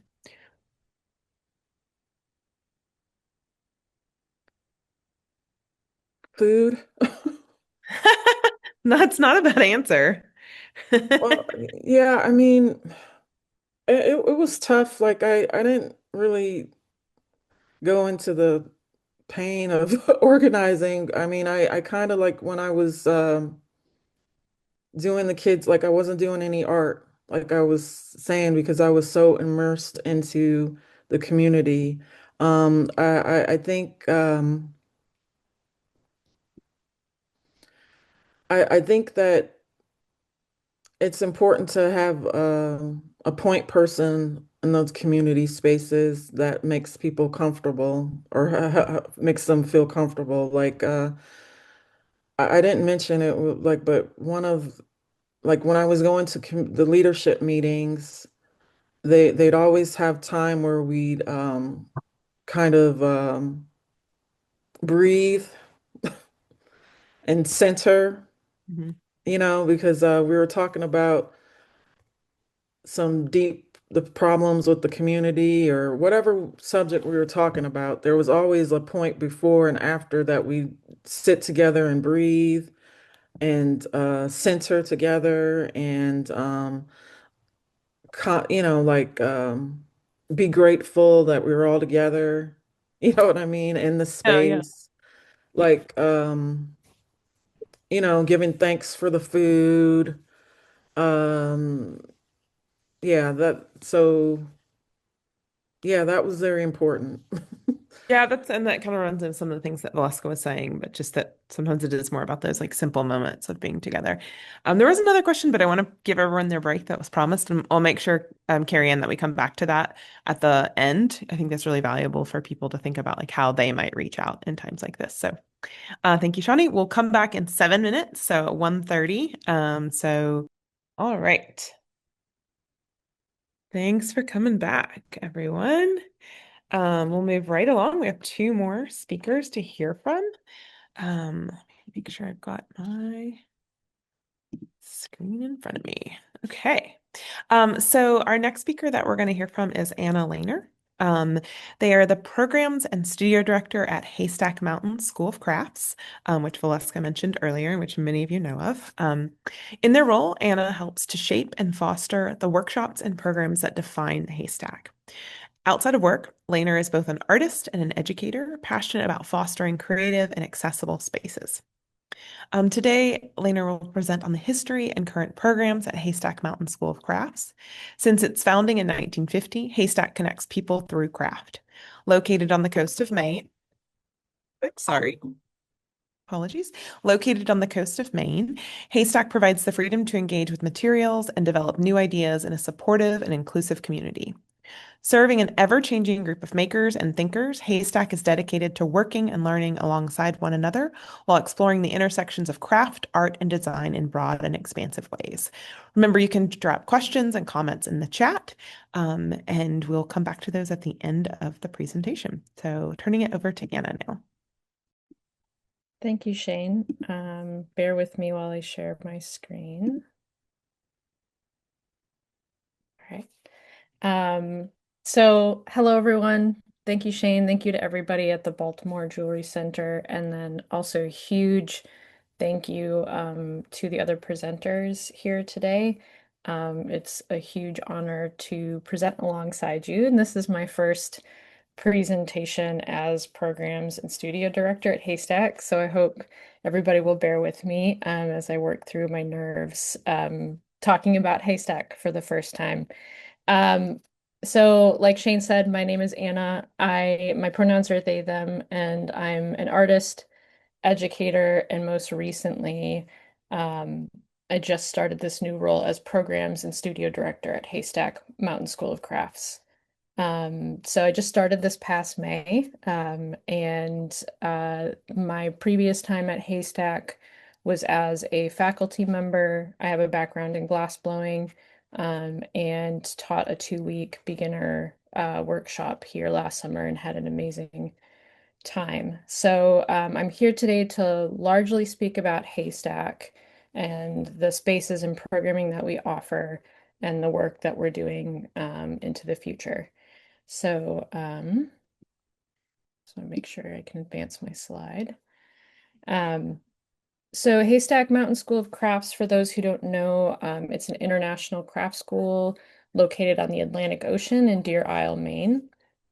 Founded in 1950 as a research and studio program in the arts. Originally, Haystack was located near a mountain, farther inland from where it is now. Back in the 50s and into the early 60s, there was some road construction being planned, and so Haystack made the motions to move to a new spot. That's where, in the 1960s, American architect Edward Larrabee Barnes designed the campus, and it has kind of this historic significance in the architectural world as early modernist architecture. And so he designed the new campus, which is where we're currently sitting. And in 1961, the school relocated to Deer Isle, and was awarded an award from the American Institute of Architects in the 90s, And in the 2000s, the campus was added to the National Register of Historic Places. Um, so beyond the wonderful architecture and landscape that Haystack is sitting on, it truly is the people that make this place special, along with the studios and programs. When participants come to campus, most individuals will stay in lodging on campus. We have a kitchen staff that feeds everyone on campus as well, and a really amazing team of kitchen staff who prepare daily meals for everyone. A majority of what we do are intensives. So we're kind of based around this model of craft learning intensives. So some of the shortest programs we offer are 1 day, like Island Workshop Day in the spring, which is for Maine residents. And then we also have longer, slightly longer form classes, which are 2 weeks. And that is our general summer cadence. So Valeska and Carrie Ann taught a class this last summer during our summer sessions. And it really is an intensive time for people to come to campus, participate in a particular medium. And then the way the campus is designed, there's a lot of overlap between craft disciplines. We also have a robust scholarship program. Close to half of all seats in our classes and workshops are filled by a scholarship recipient. And those scholarships and general applications open around the first of the year. We'll be posting our catalog for 2026 soon. But like I was saying before, our main campus is seasonal. So we have programming that runs from May until October, and we're just kind of getting to the tail end of programming now. And then we close our main campus because it is not winterized, and it remains closed from November through March. And then we start to open it back up in April for programming to start again in May. There is some uh, shorter form workshops that are run through our Fab Lab, through our winter office and community center. So we have an after-school high school program with the local area high school students, and then some free kind of make and take workshops that local community members can be a part of as well. Um, I'll introduce you to a few of the studios through some flashy images. And then I can talk a little bit more about programming when we get to the question and answer session. Um, so I'll start off with the hot shop. We have blacksmithing and glassblowing happening under the same roof. Haystack has a lot of wooden architecture and buildings. And in the 80s, Haystack built this all metal clad building largely for blacksmithing and glass blowing. Um, and so for the first half of the season, May through July, we have blacksmithing and blacksmithing related classes going on. And then we'll do a big swap of equipment, and glass blowing will occupy the second half of the season. This year was actually the first year we kept glass on through the fall, and we had open studio residency and our high school programs able to take part in the glass blowing studio, which was super exciting. We also have ceramics studio. We have spaces to do wheel throwing, sculpture, hand building, and we have a variety of kilns, including electric, atmospheric, and raku.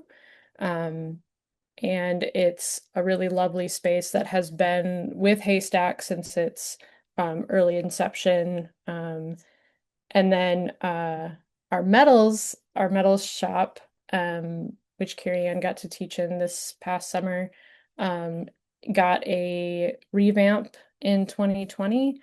And we have a bunch of small benches and workstations, enameling kiln setups, soldering stations. It's a small but very mighty studio. Our wood shop has all the equipment you could want in a woodworking studio. We have a variety of equipment, table saws, lathes, etc. And just recently we started offer green woodworking classes. So Brad, our studio coordinator for wood, built some shave horses that were put into use this past summer, with both workshops and with our visiting artists in residence series. Fibers is a very flexible space. Sometimes we have mixed media classes happening in the studio. We also have a flexible space that allows us to bring out looms if we're doing weaving courses, or have flat table space for other types of working. And then graphics houses workshops having to do with two-dimensional processes. So we have printmaking, paper making, painting and drawing. If it's a 2D process, graphics can make it happen. And then the Fab Lab,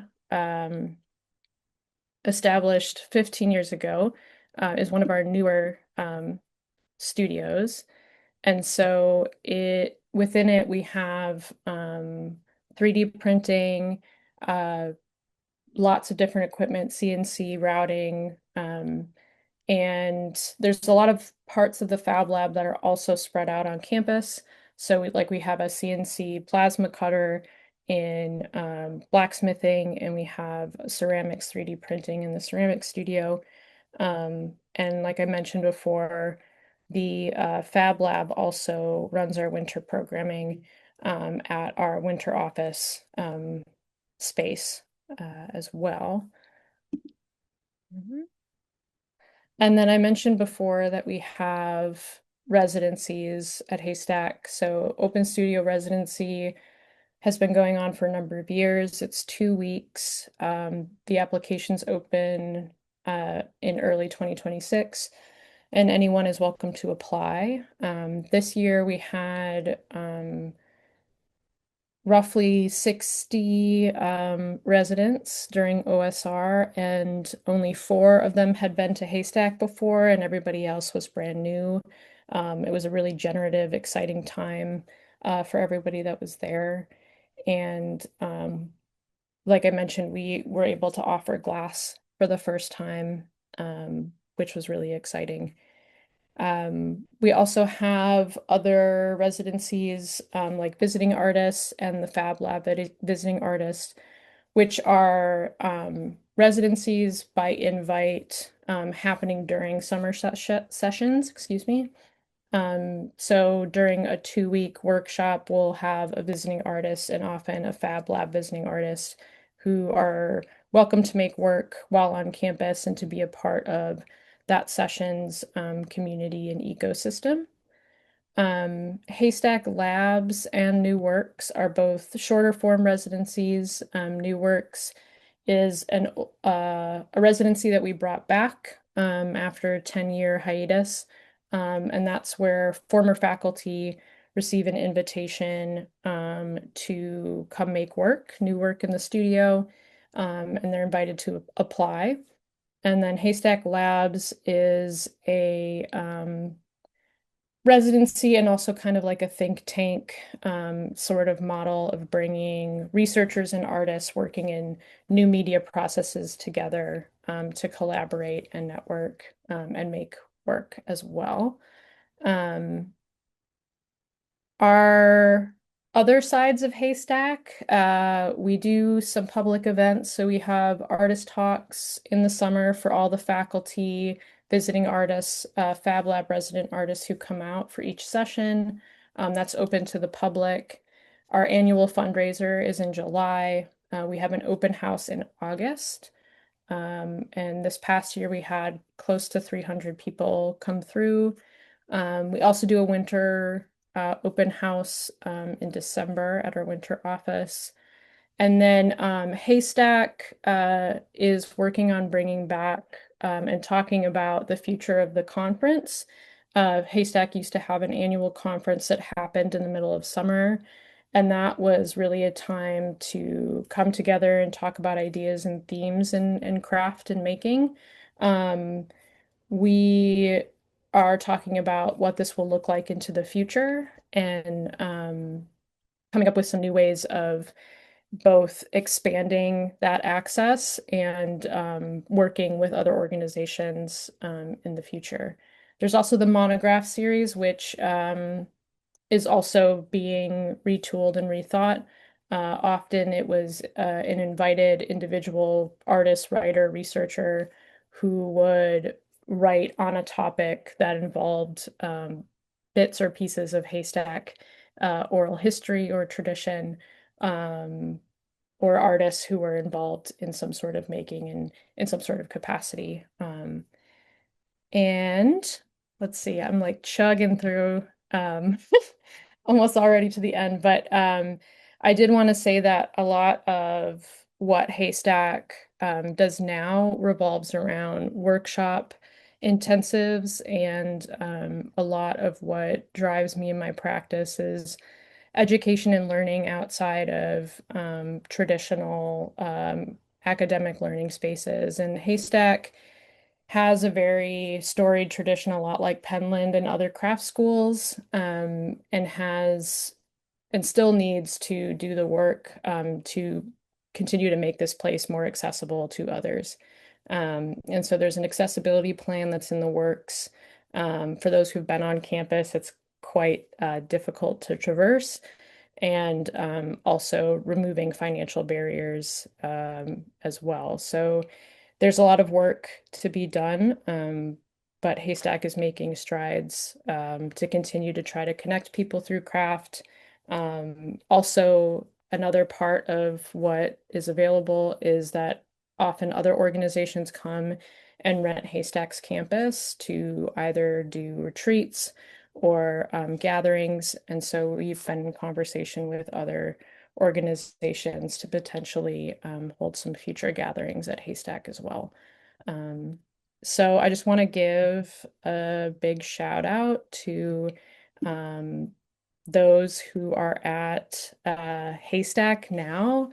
Um, and we really have an amazing team that keeps this place running, from our housekeeping to our kitchen to facilities. It's a unique and interesting place to keep keep going and keep chugging along through the busy months and then also through the quiet months. Um, Haystack is magical. Uh, thank you all for your comments. It is a particularly challenging space to make accessible when it has been, I think, has a storied past. So, but I wanted to just shout out our team here, and it wouldn't be able to exist without the people that make this place um, incredible. So I just wanted to say thank you to everyone and maybe leave some time for questions. So thanks. So obviously lots of cheers for Haystack, lots of desire to go there and people who've been there who are celebrating it. So there are a couple questions. I'm glad that you left some time for that. And I want to make sure that we also talk a little bit about your practice because I want to learn more about it. So can you speak a bit to how you as a Haystack staff person and artist see the impact of the school as a third space on people who visit? Yeah. Haystack is this can't for every session that happens, there's a little community bubble that is created. It's often seen as a haven, um, but also the world and our experiences are brought to Haystack. And so it's a really precious, beautiful, and also varied kind of experience. And so oftentimes I think people come here with the objective to learn a thing or learn a new process or gain skills in making, and often what the third space that's created is the community that comes through learning a material or comes through the people who are here in a particular session. And so I've found that when I taught last summer, um, it was a 2 week glass blowing beginner course. So I would say it was very simple in its approach, but there were folks who came here from all different disciplines wanting to learn about what it is to blow glass.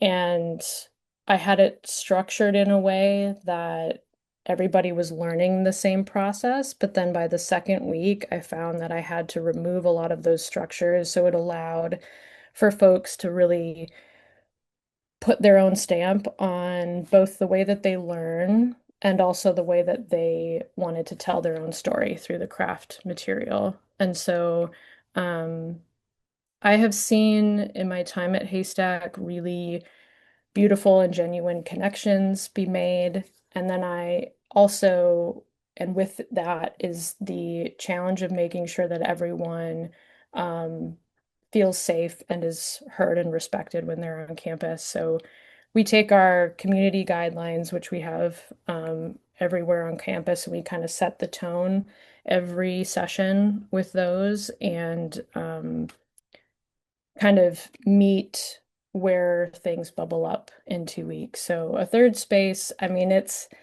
beautiful and magical here. There's moss, there's the shoreline, there's the ocean, but also making sure that people feel at home and comfortable while they're here is a big objective from the staff side of making sure that things run smoothly. So, Cool. yeah. So Jay's asked, the people I know teach and take classes at Haystack live all over the US and Canada, but I get the distinct impression from them of being in a pretty tight-knit community. How do you balance the wide geographic range of your student base and community with developing programs to meet their needs? It's a great question. It's something that I think I'm still really starting to scratch at in my new role. I think it's important for us to have a balance of faculty and instructors, visiting artists, um, both who have been to Haystack before, but then also those who haven't. And I think it's really our role as programming staff to make sure that we have a wide variety of backgrounds and perspectives represented here on campus, um, and making sure that when students arrive, we set the tone with the community guidelines that I mentioned, and then all of our staff have been mental health first aid trained. And so we manage and work with individuals to make sure that they feel comfortable and safe while they're here on campus. We meet dietary needs, and then we also work with some organizations here in Maine, NAMI and Out Maine, to help work with a variety of individuals and specifically queer youth. So I think um, we do our best to lay the structure of how we expect people to respect one another, but then we're also prepared to make sure that we deal with conflict as it arises and take appropriate measures to make sure people feel safe. Thanks for answering that. And just want to call it that Lance had a question that was similar to the earlier question, bringing it back to the topic of third spaces. Um, what, as studio and program director, can you shine some light on how you balance community and artist desires alongside of organizational needs? Like, especially thinking about like the context of the modular studio spaces at Haystack. Mm. Sorry, can you repeat that question? Yeah. Can you shine some light on how you balance community and artist desires and organizational needs? Thinking particularly about the context of the modular studio spaces that you have at Haystack. Well, we kind of have talked, or I've heard this and seen the term blank studio slate. It's something that, as you can see behind me, our studios, our architecture is very bare bones, and sometimes that's amazing, and sometimes when it gets cold, it is frigid, because there isn't insulation. But what that means in like a bigger kind of conceptual arc to how we reset the studios every session is that each of the studios has just what it needs. And we work with our studio coordinators, Brad and Mia and Marissa, our studio manager, to make sure that we have what we need for each class, but we really are, we kind of work within those limitations of equipment and materials.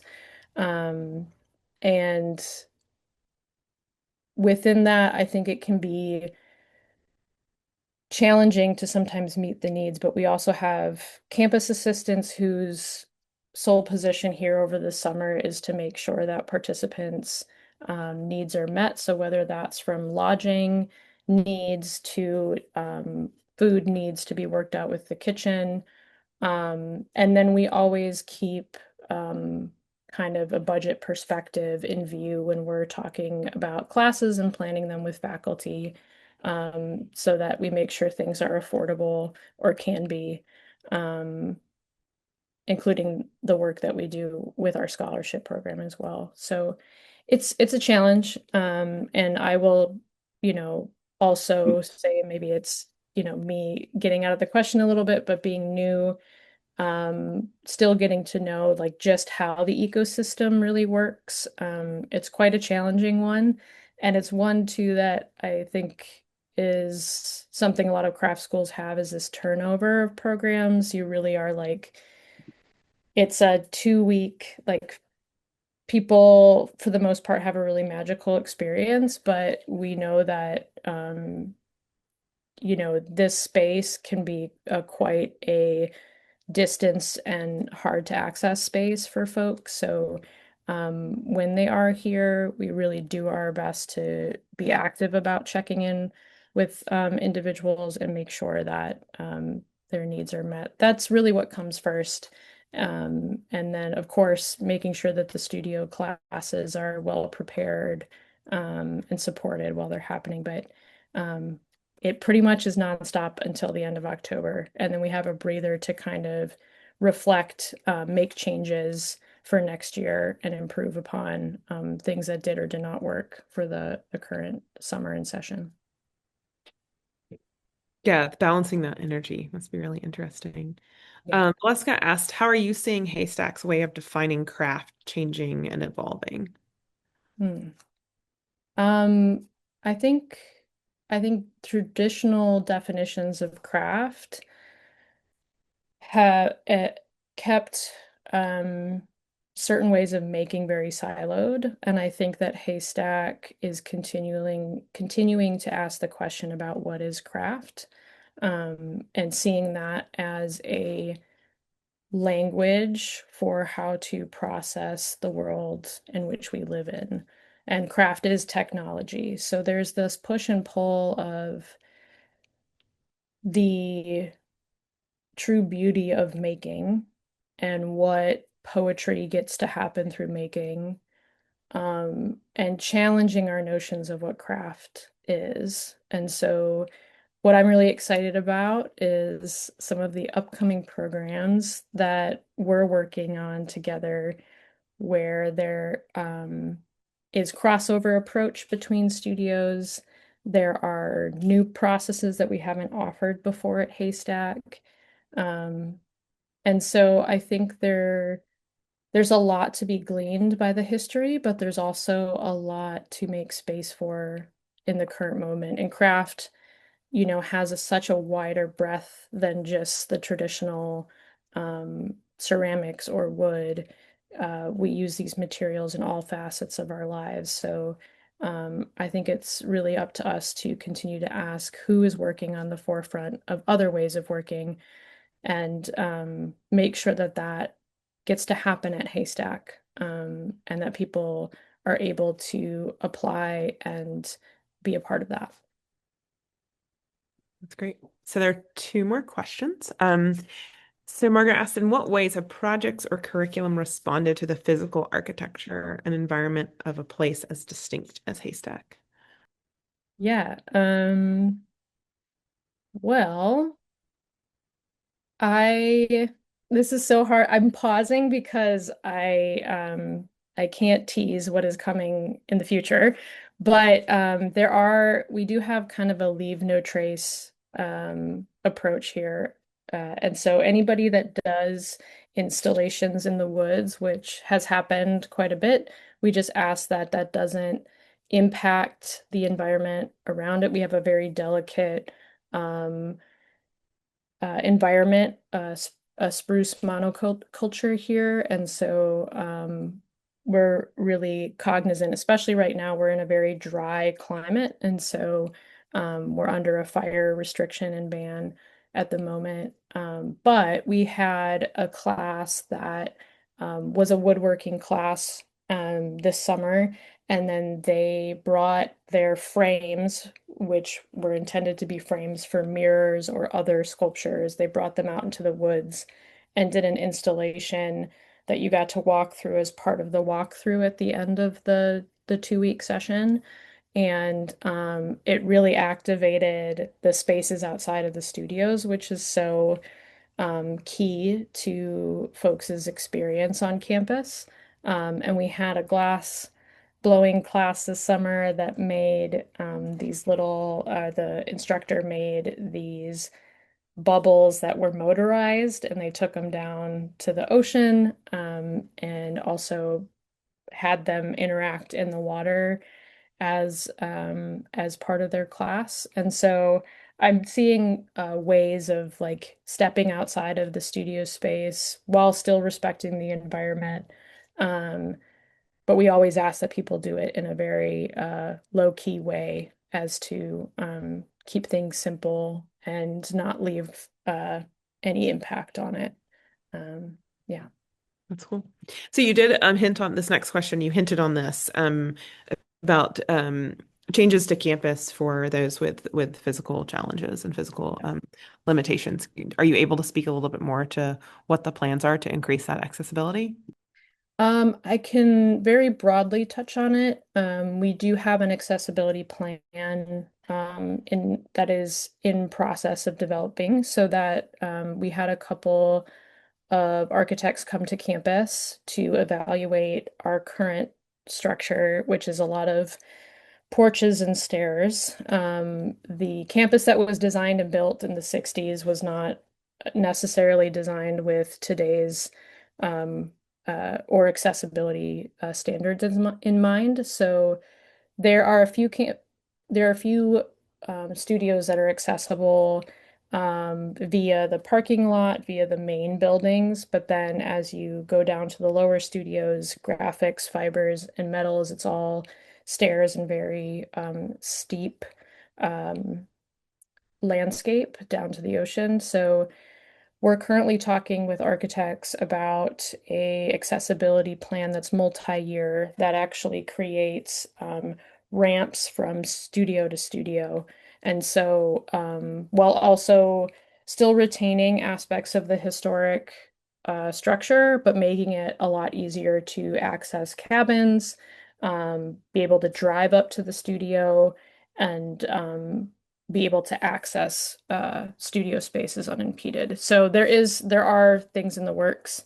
When we'll break ground on that construction is to be determined yet. But I'm looking forward to making some of those changes. Awesome. Well, thank you so much. Sounds like, if anything, a lot of people in this chat want to make this their third space. So look out for that. Awesome. So we are on to our final speaker. Ria Vedro will be sharing with us. She's a metalsmith creating at the intersection of art, materiality, and healing. Her research explores metalsmithing as a cultural signifier of values, power, and protection across belief systems and time. Trained first as a jeweler, her current studio practice is primarily hollow form steel sculpture. Vedra is a lecturer and metal artist in residence at MIT within the Department of Materials Science and Engineering at the Merton C. Fleming's Materials Processing Laboratory. She's currently working on Amulet, a large outdoor sculpture and interactive public art project that's been commissioned for Boston's City Hall Plaza that we'll be installing basically right now. Before joining MIT in 2022, she was a Boston Public Art Triennial Accelerator Fellow and served as Director of Community Engagement with the Isabella Stewart Gardner Museum. Vedra taught metalsmithing at UW-Madison and SUNY New Paltz. Her project portfolio includes the City of Boston Mayor's Office of Arts and Culture, Haystack Mountain School of Crafts, Artisans Asylum, North Bennett Street School, Vizcaya Museum, Queens Museum, the New York City Parks Foundation, and museum schools and shelters and creative spaces throughout the Americas. She holds an MFA in metalsmithing from SUNY New Paltz. In her talk, Vedra will share about her artistic practice exploring the idea of transformation as a through line, transformation within communities, and transformation of metals within material sciences, as well as transformation of the spirit as inspiration for her sculptural work. Her talk will also focus on her current work in progress, Amulet, which is a three-phase project exploring ideas of collective healing and protection. Beginning in local community organizations and stopping along the ocean in East Boston, it will culminate in a sculpture for Boston City Hall Plaza. So we'll drop the link to her website in and turn it over to Rio. Thank you. Hi, everybody hear me okay? Somebody? Yes? Yeah. Great. Okay, so I'm going to share my screen. Just give me 1 second here. Okay. While I'm pulling that up, thank you so much to BJC. Really, really excited. And Haystack is like just so magical. And I've had the opportunity to be there a couple times, and it's just transformative. Okay, here we go.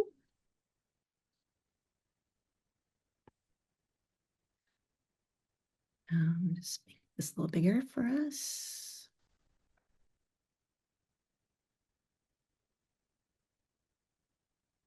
Okay.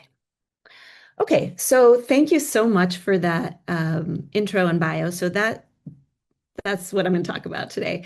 And I was thinking as I was listening to my co-presenters how there's other presentations that I could have put together for this that focus on earlier parts of my practice, which I have an undergrad degree in community-based arts and youth program development, which was a major I made up myself at NYU. And I spent a lot of time with my own little studio, like illegally in my apartments, making jewelry or going to whatever community center offered a studio, but then having jobs at community centers and youth centers and shelters and other places, third spaces.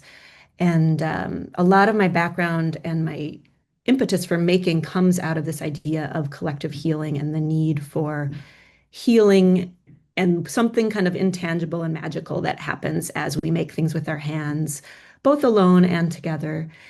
I also spent a couple years out in the Bay Area apprenticing under a master muralist named Juana Alicia Montoya, who's worked on the Women's Building and had this organization called the East Bay Center for Urban Arts many years ago, and basically was trained in the pedagogy that they had, which today we would call participatory action research, but we had our own words for it then, and essentially boils down to nothing about us without us, right? Some of you know that phrase. So really, really interested in community-based arts, and I lived in Brazil and other places and founded some artist collectives and did a lot of research about best practice and pedagogy in community-based arts. And then I was thinking about like I could go back to school to be an arts administrator for grad school for community-based arts, or I could go and get my MFA in fine metals, which is like was the dreamy, irresponsible thing to do. And that's what I did. And thank God. But a lot of what I want to talk about today is also kind of negotiating that tension as a maker, which I'm sure most of you on this call can identify. And some of my colleagues alluded to in their presentations, where when you're facilitating others' work, then you often are, that's your job, whether you're the magic maker at Haystack or you are doing the project in Ohio with the garden or you're leading a puppet parade. You know, these are projects where you are kind of the invisible, you invisibilize yourself a little bit if you're doing a good job. So, but as a lover of material, I really, really just want to make stuff alone as well. And so that finding that way has been part of my journey. And when I got to my master's program at State University, New York at New Paltz, which is amazing, I struggled and I was like, what am I doing here? I was older when I went back, I was in my later 20s and didn't have a BFA. And I was like, I felt all this responsibility because of the community work I'd been doing to make my art hold and carry all of this work. And it had to mean something. It had to be powerful in the way that I felt community work was. And I did a lot of projects like this coin series about the cost of incarceration and a lot of things that were good. But it took me basically all of grad school to give me myself permission to separate my metalsmithing practice from my social justice practice. And so for the last many years, I've kind of woven in and out of jobs where I was the director of community engagement at a big museum, or I worked at Planned Parenthood as a community engagement director. I worked as a bilingual educator in a school. And then I'd go home and make my stuff. And I didn't really, and I'm still looking for the best ways to feel like I can do both of those things at the same time without compromising the quality, the caliber of work that I want to make. So these are things that are, all of us, I'm sure, think about. So this presentation is going to be a little bit about my current life, like what I do. And one project that I'm working on, which has been like a child that I'm about to birth, called Amulet. Literally, like ran here from my studio and I'm trying to finish in the next 2 weeks. So let's keep going here. Sorry, why can't I go? There we go. Okay, so I have the most incredible job. I've worked for the last almost 3 years at the Massachusetts Institute for Technology, MIT, in the materials science department. And I'm not a material scientist. I am not an engineer, but they picked me and I am like, oh my God. So I work there. Here I am in a suit in our foundry. We have a small materials processing lab that allows us to do jewelry work. I kind of hold that part of the instruction, fine metals, but I'm a steel sculptor by practice at this point. So I also teach oxyacetylene welding. I work with my colleagues who are blacksmiths and we do casting, and we have we have blacksmithing setup, casting setup, fine metal setup. There is a glass lab across the hall. We also have most of everybody I work with understands metals at a microstructure level and a crystalline structure level and a phase diagram level. And they think as metallurgists and engineers and material scientists. And so, but they have this incredible position for me where I teach as an artist. They know my background, I didn't lie. And help students make connections with their hands. So those of you who are metalsmiths on the call, you can anneal by color, not just in the kiln at a certain temperature, right? Or you can listen to the torch and you can know from the sound if it's too hot or not hot enough. You can practice and anneal something and understand why something will bend, which is totally, they know that in a book of what's happening with the phase diagram, but they don't know what that feels like as a metalsmith who work hard in something and knows when it's time to stop. So this job allows me to teach those concepts. Here's a really cool example of that. So all you jewelers in the Zoom maybe recognize this is malachite, like museum grade malachite. Look at the size. And if you look at that chemical scrawl on the chemical equation on the right-hand side, malachite is green because of its copper content. So the type of demo that we do with our students to talk about material and transformation of material, we can take malachite, crush it up with them, take some charcoal, so high carbon content, put them together in a little crucible, put them together in one of our blacksmithing forges, and come out with a copper ingot. And then I can work on that ingot with hammers on the anvil. And, if I want to continue to purify it, I could get out all the inclusions. So, I mean, as a metalsmith, like this blows my mind to this day. Like I just want to scream and go home and tell everyone how magical everything is, right? It's like we really are um, alchemists. And so my practice has this huge spiritual component, thinking about transformation between this realm, between other realms, how the energy of the maker lives within an object, or objects for protection like amulets or armor. I'm really, really, really fascinated with that, and how people from the beginning of time have figured out how to source materials from the earth. And a lot of my practice tries to dig into this research of how have early peoples everywhere, found material like metal or stone or wood or whatever they're processing from the earth, and figured out the technologies to refine it in order to make objects of value, be that, power, beauty, adornment, tools, etc. So this is a class that I help teach called Materials and Human Experience. And here we're building a smelting furnace. So similar to the malachite example, if you have, what's the difference between iron and steel? So you have iron, which is an element in the periodic table, and then you have steel, which has a higher carbon content, which you have to make it steel, unless it's a meteorite that falls from the sky. You have to add that carbon. And so the only way to do that is usually through a human process, like building a smelting furnace, which people, the earliest known ones we know about are in East Africa and Burkina Faso, but all over the world, this is a practice. And so we recreate make a smelting furnace with our students. And I think I have some sound here. You can see people breaking up ore, literally like on the floor on a tarp. And here we're putting together clay and mud and straw, and we're recreating, we study some video from the 70s, some of the last people that were creating smelting furnaces in Burkina Faso in a specific style. And then the students do that. Sorry, I'm trying to pause my video.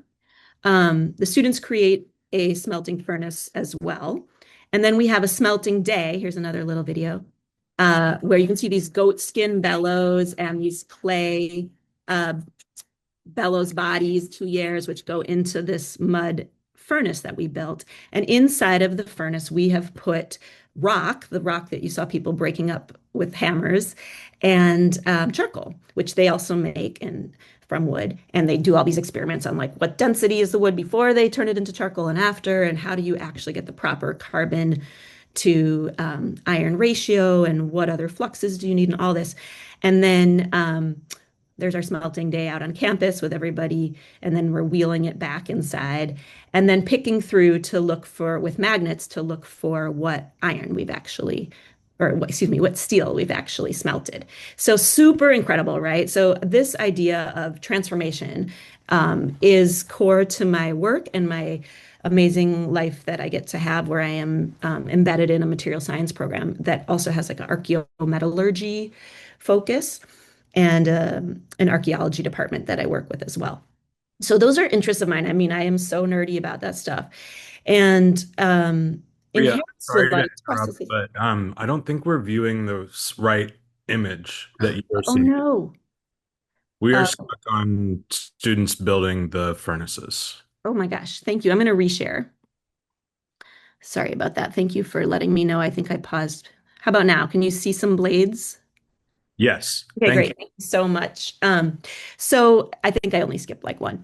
So here I am, again, I'm just talking about materiality and transformation for another moment in my talk. I am here with Bob Kramer, who some of you may know. He is a master bladesmith. He's the one with the black baseball cap.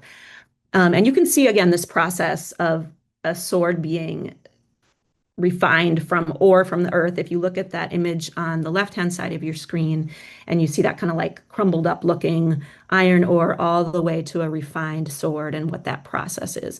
So he is a master bladesmith, and he does these he was a chef, and then he was on, all those shows, Forged in Fire and all this.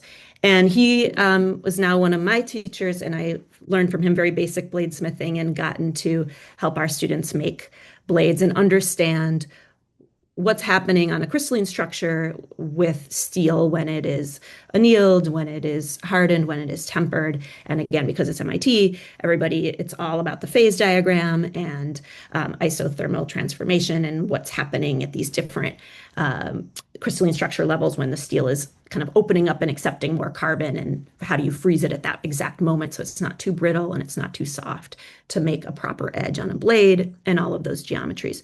So that kind of coming together of material, historical knowledge, transformation of material from a raw form to a finished object of beauty protection tool. Again, just like that is my passion. And also, and I'm going to skip this one. I will mention, so at MIT, like nobody is an artist in my department. So they have like these funny ways that I work with their design department, the Morningside Academy of Design.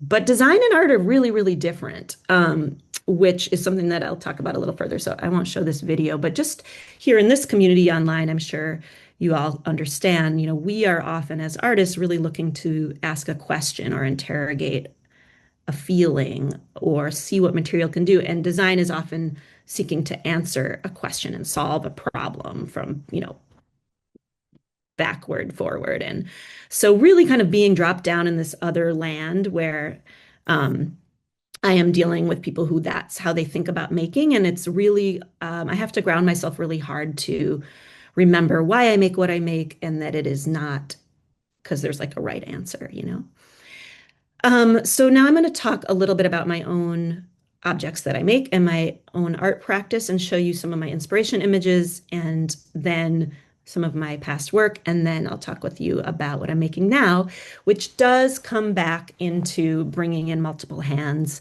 and multiple community members into my actual object making. So here, these are just some little details, but you can see these are the patinas and the palette that I love. So these are all mild steel sculptures that range, and I'll show you pictures, but from like a foot across to 9 feet across. And they have different paints and rusts and waxes and metal leaf that I use. And in terms of inspiration, again, amulet, like what does it mean, in armor or in a protective object on a doorway with a prayer inside, or you're inherently implying the vulnerability at the same time that you're protecting the body within. And whether that's like, an amulet that you wear at your throat, that's some kind of locket, or whether it's body armor, or whether it's at the gates of a city. I really am interested in these thresholds where like one body ends and the next layer of the world begins, and how we protect ourselves or imagine we protect ourselves with magical objects that come from the earth with all of this human labor, as I just talked about. And then birds. Love birds. Everybody loves birds. But I do look at a lot of bird iconography throughout histories and cultures around the world as kind of these magical beings that both have a bird's eye view that are and help transport the spirit between realms. So some of my early work, like back in grad school, I was making these early smaller sculptures that were kind of vessels, and also playing with steel and really trying to feminize steel, and thinking about also standing on the shoulders of many great teachers, right? So we know there are people out there that have been doing this, like Elizabeth Brim and Myra Mimlich Gray is one of my teachers. It doesn't work as much in steel, but badass metalsmith. And oops, how come I can't keep going? Yeah, so early work was really thinking about this idea of armor and protection. And these are almost like a heart, but it's got armor on it. And it's at the scale. That piece on the left, it's like a human head. And the neck is kind of like a horse neck. And a lot of these limbs where I was really trying to think about like inside and outside and exteriority and interiority and like bone, wood, metal, like make people wonder what things were made out of. And these are just details of the way that I weld and what this looks like. So it's all welded work. And then a little later work, again, these kind of altars, playing a lot with mica. Shout out to the Penland visit that we heard about earlier from Shari too. I got this mica when I was at Penland at a mine nearby. And this piece was meant as a portal. It was made for a Day of the Dead exhibition. And then I started making like a lot of bird work. And I wish I had more pictures of this piece. This piece is as big as me. So if I would hold it up to my body, like my head would be kind of, and it's wall mounted, where the head is. And again, this idea of creating these birds that could be kind of guardians, messengers, keeping us safe. And I just have a couple pictures I threw in of the process. So since you all are makers as well, you'll appreciate. And the torch welded, so this piece looks like this when it's done. These are two different sides of it, but there's a detail and you can kind of see the process, right? So all torch welded at this point. I didn't have a MIG welder, and as a jeweler first, love fire way more than electricity, and love the like Zen. This one is supposed to be, this was from a series thinking about ships, and like birds are travelers, so are ships and boats. Thinking a lot about migration. I'm the granddaughter of immigrants. So this is like a bisected Viking ship, and it has these crystals inside, and it looks almost like three different pieces from different sides. Details. That's it up at a public library. These are more pretty recent. Again, mica with gold leaf and steel. Okay, now we've come to the part that's the most appropriate for our time, and I have about 10 minutes, I think. So I really, this whole time, I held other jobs, right? So like I had my job where I would be a facilitator, a director of community engagement at a museum, and help make artist collectives in the museum and pay people to do really cool community projects, and work with indigenous councils and do all kinds of really, really, really meaningful work. But none of it was my own work as a material centered object maker at the core. It was really about that skill of holding space for other people and opening up institutions for other people's voices to lead. And at one point in COVID, I was like, I got to quit my job. And I did, because I had this community arts fellowship as an excuse. And I proposed this idea pretty early on, and it had some iterations. So this is a rendering, and it's not going to be this rendering looking when it's done. But I wanted to make a community-based arts project, or a community participatory project, but that I would still have ultimate control as the maker in how it came out. So I proposed this project, and it's been going on literally since 2022, and had different funding sources and done different things. So this was through what's now called the Boston Public Art Triennial. And they have this great program called the Accelerator Program for people to first make public art that had been making at the scale of like a gallery, or maybe, yeah, probably not jewelers, just jewelers, but maybe. And so it's kind of like a little mini grad school. And I proposed this project that would be like an amulet at the scale of the landscape, with these protective birds that would have all of these people's wishes as wish marks that they would hammer into the piece while setting an intention for the safe passage of a loved one. And so I did a million of these workshops. Some of them you could see like the people just hammered on these little pieces of steel like willy-nilly. In my curation of the vision, they would follow these kind of rough parallel lines, because when I weld them all together, it's like stitching a quilt, and I wanted that texture to add directionality for the eye when they all come together. But of course, people are kind of like to the Valeska's question about like, how do you control the aesthetic in a puppet thing? Well, that's a really great question. And so then I created this kind of small scale public art project that was a bench outside, that lived outside without me. I had a big opening ceremony with all the people who worked on these community workshops with me, and a mariachi band and youth food truck, and tons of fun community like hammering, stamping, make your own necklace kind of thing that people could take away. But what lived in this park along the waterfront, and this is Boston, where I live in the Boston area. So right across the water there is City Hall, where my birds are going to go. And so I had this panel embedded in a wooden tabletop, and those little steel 1/4 inch bar stock bird-ish shapes on the right are maquettes of the project. So, and the invitation was all around in all different types of signage, different languages, throughout the park, inviting people to come and take a hammer and a tool. And later, the tools were attached as well, and to set an intention for the safe passage of a loved one while marking this piece of metal. And so then all these pieces of metal, hundreds of them at this point in different shapes, are coming into this final project that I'm putting at City Hall Plaza. And this was a huge lesson that's like its own presentation. If anyone wants to talk about public art, I am deep in the belly of it, and it's like a lot. I like this little video. Hear it. You can hear it. So this was like, the site was so cool because it was so much motion. You had these like fancy yachts going by, and you had shipping container boats going by, and canoes going by. And this is in East Boston, which for those of you who know the Boston area is not a wealthy neighborhood at all. It's over by the airport, but it looks out on this like crazy downtown Boston. And then, lots and lots of these workshops, and City Hall Plaza inaugurated itself in Boston in 2023.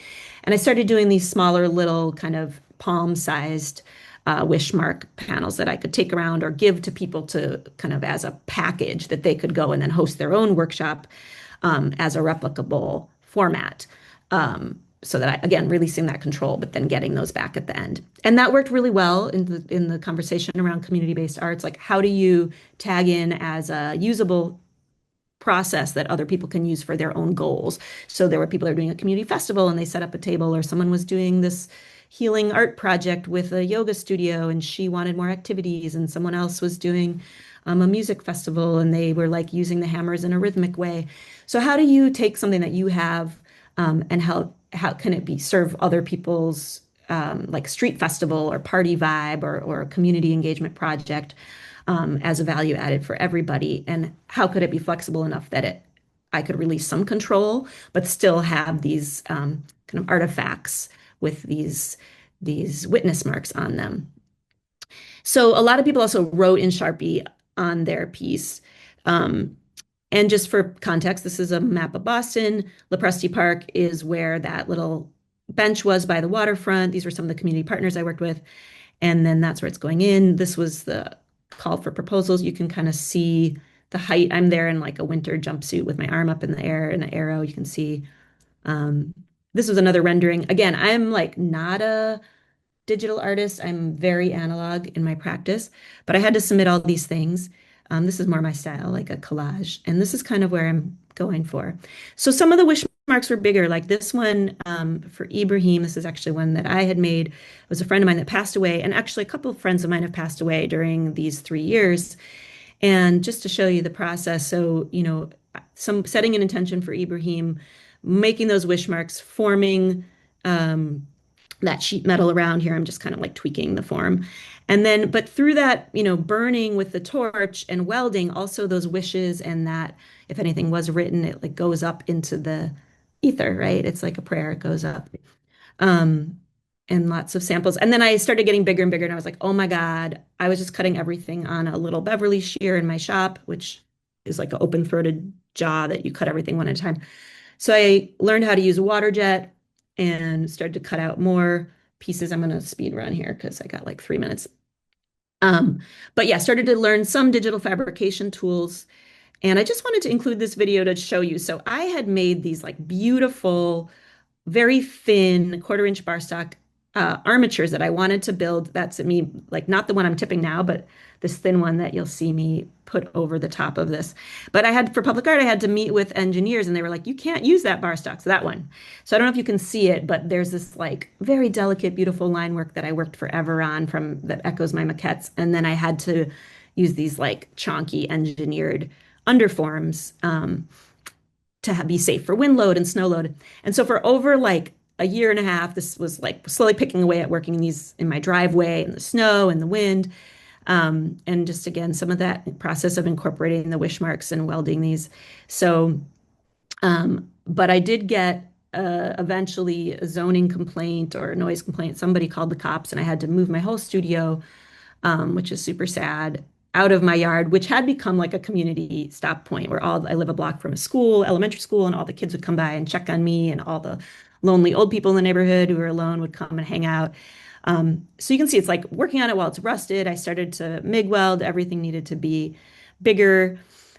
I thought this video had some wish mark stuff, but a lot of layout, a lot of tar paper here. Okay, so then I started working on stuff in parts and trying to assemble it to these frames, even though these frames were kind of like back engineered from what I really wanted. They didn't capture the like flowiness I wanted.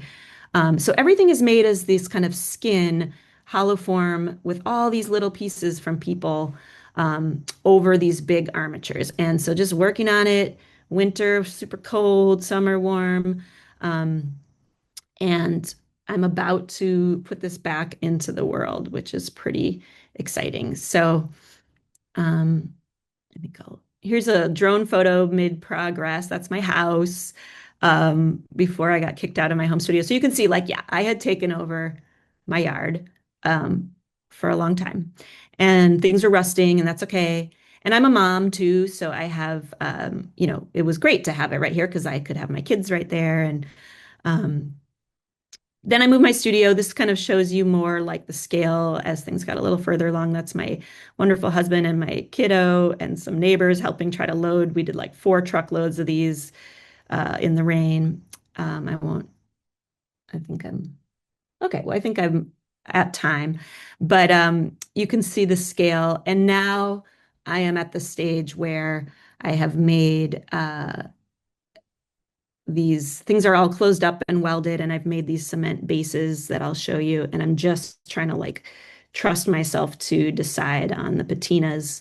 When it's this big, my intuitive processes of like working in response to the material and changing my mind all the time, it's like not not efficient. Nothing I did here was efficient. But I did want to show this last little clip here because they're just like off my phone. But see that fitting. So a lot of you may have done pattern making. I'm using tar paper. I'll take an impression off of the negative space from the edge and make each little section one at a time. And this one was the wish mark for this person, Mario. And that's a tool that I use. That's a blacksmithing tool. And then until I get it to fit perfectly, and then tack welding everything, and then welding those seams, and then everybody's wish marks are in there. It also has some wish marks inside. So like and these are bar roll cages that my husband, who's a maker artist as well, helped me design, because I was starting to get like crushed by these when I try to roll them, and also they were getting crushed. So there are these cages on the outside that'll get cut off. And then the bases. So I've also been making the bases myself. So these are myself with help of my family. I'm enlisting everybody. These are rapid set cement. I took a workshop with Vivian Beer, who some of you might know her work, incredible sculptor and metalsmith, who does some cement stuff too. And she was a Penland Core Fellow when I met her. And so, yeah, so they've created these bases, and then those will get smoothed out and finished. That's pretty much how they're going to look. They'll get cleaned up a little further, and then you can see like the forms. That's the smallest one, and those will get lifted up on top of those bases and cold connected on site in just 2 weeks. So that's what I got for you. Thank you so, so much. Sorry, I went a couple minutes over there, but I'm happy to take any questions that you might have. Yeah, that is totally okay. Thank you. It's fun to see.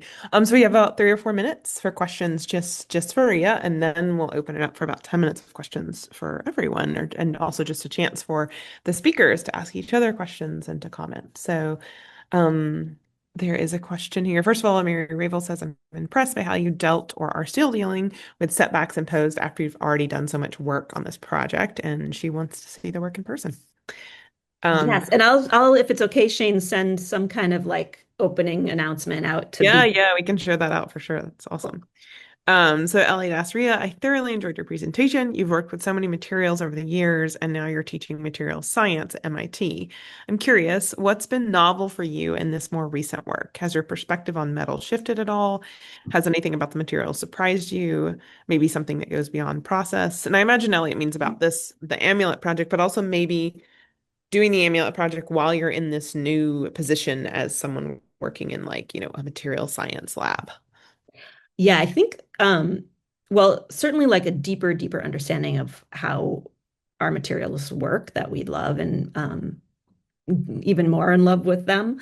But also, one of the things that I take from being in a science environment that's really helpful is to my own process. Um, like with science, that people will have a hypothesis and they'll test it and they'll fail, and they need to fail like to um, have information, like to have data. And I think often when we're making something, if we fail and like we don't have time, or we fail and it feels just like so personally heartbreaking, but of course, like the first time you do anything you fail, or you iterate until you get it, or you make 1,000 of them or whatever. And so that's been really helpful to me to just remember, like, this is just data, this is just information. Like if something didn't work, I just learned from it. What did I learn? Like I eliminated that thing. So that very like practical science um perspective overlaid over my like artist heart helps me. Um, I think I'll leave it with that. There's others, Yeah, but that's a really good point. And at different points in my life, I've been friends with like lab-based research scientists, and it really is just like fail, fail, fail, yeah, spending weeks, months, sometimes years on something that just failed. And it's just that sort of persistence, but also like just kind of, I don't know, like flat affect almost in response to failure, I think yeah, is like really they need it to have information and right. things like that. Yeah. Yeah. So Bob, who I know works in increasingly larger scale metal, so this is probably a really cool presentation for him to see, asked, aside from the artwork itself, what would you say is the most challenging aspect of public art projects? Oh my God. Bureaucracy, like for sure. Yeah. Yeah, I mean, I'm comfortable doing things in a public way and with people, but there is just, it's like very opaque, and there's so many also safety considerations and engineers, and like so many compromises that have to be made. I am like really struggling with like the compromise part, as someone who would likes a lot of control over my final everything. And I didn't work with any fabricators. So most people that work with public art, uh, depending on budget, but almost everybody, unless they're doing a performance-based piece, they have an idea and then it gets sent to a fabricator. But if you're doing something like me or many of us here on the call, I imagine like it's all about the process for you, and you um, can't even explain to a fabricator because you don't even know till you get into it, like what you want to do. And you could send a design, but unless you're someone who works very modularly or very um, like, with bar stock and the angles are this and it's exactly this, or you want it just to be like a powder coated metal thing and you could just send it to place. It's that's been the most challenging, is like figuring out how to scale up the things that I know how to do. So that's why if I didn't have a day job, like this has just been like a money pit. And then the bureaucracy of like interfacing with a city is really a lot. That all sounds valid.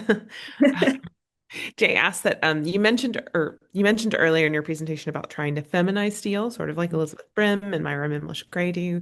And then later on, one of the important aspects of your home studio is your ability to act as a mom and an artist at the same time. Mm. So she's curious to know how you think about the act of nurturing and other traditionally signified women's work aspects of labor as part of your work as a facilitator, educator, and artist. Great question. Maybe one that like deserves like 20 minutes or something. Um, but I do think that thing of facilitating and holding space, certainly, where like all the skills that I gained in community-based arts and youth program development and third spaces, I mean, it's still how I teach. It's like very um, community centered, and like we go around every day and how are you feeling, and a prompt and 1 to 10 and what, shared like popular education values, like people all teach different things.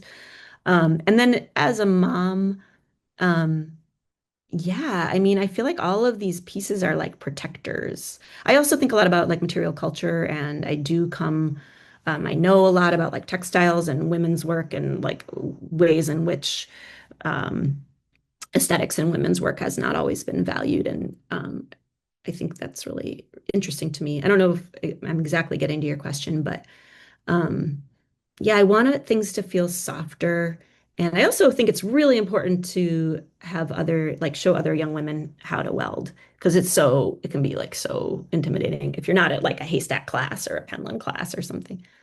Yeah, that's a really good point. Great. Well, now we'll open it up for questions, across the panelists or between the panelists. I'm going to start I want to capture a question that Carrie Ann had asked earlier. It was specifically for Shawnee, but I think it could work for you too, Ria. It's just like, how do you, in Shawnee's case, like she was intersecting with different organizations and actually bringing projects to different organizations. And the question was like, are you courted by these organizations? Are you reaching out? Are you cold calling? Like, what tips do you have for people who might want to, whether it be bring a project, like a public art space project somewhere, which I know is quite different, or be a part of a collaborative that might work at an organization or a craft school? Like, what are, in y'all's experience, do you do cold calls? Do you just kind of like find an acquaintance and get that acquaintance to introduce you to someone else? What are your methods for that? Well, I'll let Shani speak first if that was the question for her, and then I can answer anyone else. I'm sure we all have. Are you sure? I mean, Yeah. okay. I mean, for me, I went to the places, the community meetings, and I went to activities of organizations that I was interested in. And it's important that I, I mean, I'm gonna do that now, is to find people that carry the same values that you do. I was kind of blind in the beginning, but going blind, but you support them. I mean, but once they know you want to do something with them, they're eager for for help and for you to be involved. Um, yeah, I mean, usually, like, especially when I was in Akron, it was just like everybody had everybody supported each other. Once you have an event, everybody, because usually organizations would come and they'd have tables to pass out information about their organization. So it was just like a snowball effect, if that makes any sense. Yeah, that makes sense. And I think also just saying, right at the beginning of your question, I think I heard you say like showing up at these spaces, right? So just like finding a way to go ahead and like, see what they're doing first, I know for us, like, this is maybe a little tidbit, but like when people are applying to like our residency or exhibition calls, if they've been participants in the past of things we've done, we really like that. It's like shows like, oh, you're already really as much as you can be from far away, like a community member. So it's like a really great point. Margaret had a question for you, Ria, but I think it could really apply to anyone, which is you had said something about art asking questions, scientists working in a different way, but the art itself asking questions. And Margaret really relates, especially regarding the questions we ask ourselves when we make our own work. What kinds of questions have you heard from folks who participate in these collaborative projects? What sort of unexpected conversations have you found? Well, with the amulet project, it's definitely emotional, like because the prompt was safe passage for a loved one or your own journey. Like that was like the main prompt. Sometimes other community groups would go take the packet of like hammers and tools and steel and go do something else and similar, like a wish, just a wish. But if people were like had the time to really engage with me personally around it, people would like tell all these stories about people that they had lost or immigration stories or things that they were working on. And so it's like very emotional. And I feel just like it holds a lot of energy and a lot of people's vulnerability and hopes. And so I feel a lot of responsibility to that. And so it's not as much questions as like really like, often like a third thing, like a third space can open up and people can do something with their hands while they then can tell you a story or share something they wouldn't without working with their hands. Much like puppets or right or like anything. It must be look, look, it must be nice to bang on something with such a subject matter, you know what I mean? You're releasing more than just the message. Like Well, wait, can I ask a question real quick to yeah, Ria? go for it. So did you have letter stamps? Because I mean I could see the markings, but I couldn't see the message part. Yeah. Yeah, I did. There was like a couple where there was like bless or like people had like quarter-inch letter stamps and stuff. But I didn't want at the end now I'm kind of like whatever, cool. Like now I like it when there's like, weird like people's name or whatever. But in the beginning, I really wanted everything to like that was my control part. Like I wanted it just to be like these lines that held people's wishes. And if they wrote on them, it was with Sharpie or like a wax pen or something. And then it Oh, would burn off and that would be like okay. a little ritual, right? And then I could have this like visual through line if I oriented the pieces right where all these like marks, if they were linear, then I could like, create lines that were sinuous and stuff. So I didn't really want the literalness of the words. And I don't think no one's going to look at this project and know. Like that's the Oh, other yeah. trade-off, right? So like there'll be a Yeah. QR code and there'll be signage and there'll be a video on my website, but it will serve as like a sculpture. And unless you know, you won't know all this story, which is a like interesting thing. Like is it as successful if that's true? I'm okay with it because I wanted it to just kind of feel magical and I don't need it to be like literal. Like I'm trying always to get away from like text and away from like literalness. But We're the opposites. This is a really interesting. I mean, I like that's theory, like it makes total sense what you're saying. And it does sound more magical. Like I heard you say that it, like when she put the torch to it, it went away, like it was part of the flight. and the Um, difference between like social justice and this kind of like prayer type of project, it's really different, right? So like, and I came up through that social justice training where like everything was very message based and very like representational. And so I've kind of given my self permission to like do that work within where it's not in my object. Like the object doesn't have to hold it all. Um, and then like I can have this kind of more like prayerful abstract work that is what I make.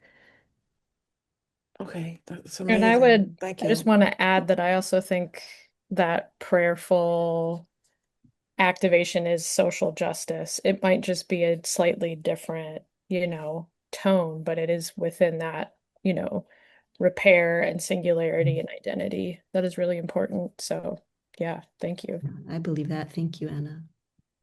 There is a question. So it's like this has come up, I think, for every speaker that food has been brought up.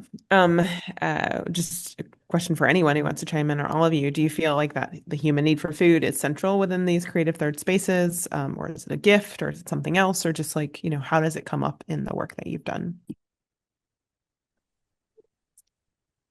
I'm happy to it's fundamental. I think it really is. And it's a way of connecting that doesn't require us to show up in a certain sort of way, I think. At least at Haystack, like everything can feel really overwhelming and sometimes, at least at the start, unknown and food here is like the cornerstone. It truly is. Like I know we brag about our kitchen, but like people come together in the dining hall, ideas are exchanged over meals. It's really where things are like distilled down, whether it's within the studio or whether it's within like um other forms of connection. And I think food is one of the biggest parts of actually what we do. Um, and outside of that space, it really helps connect people to place as well.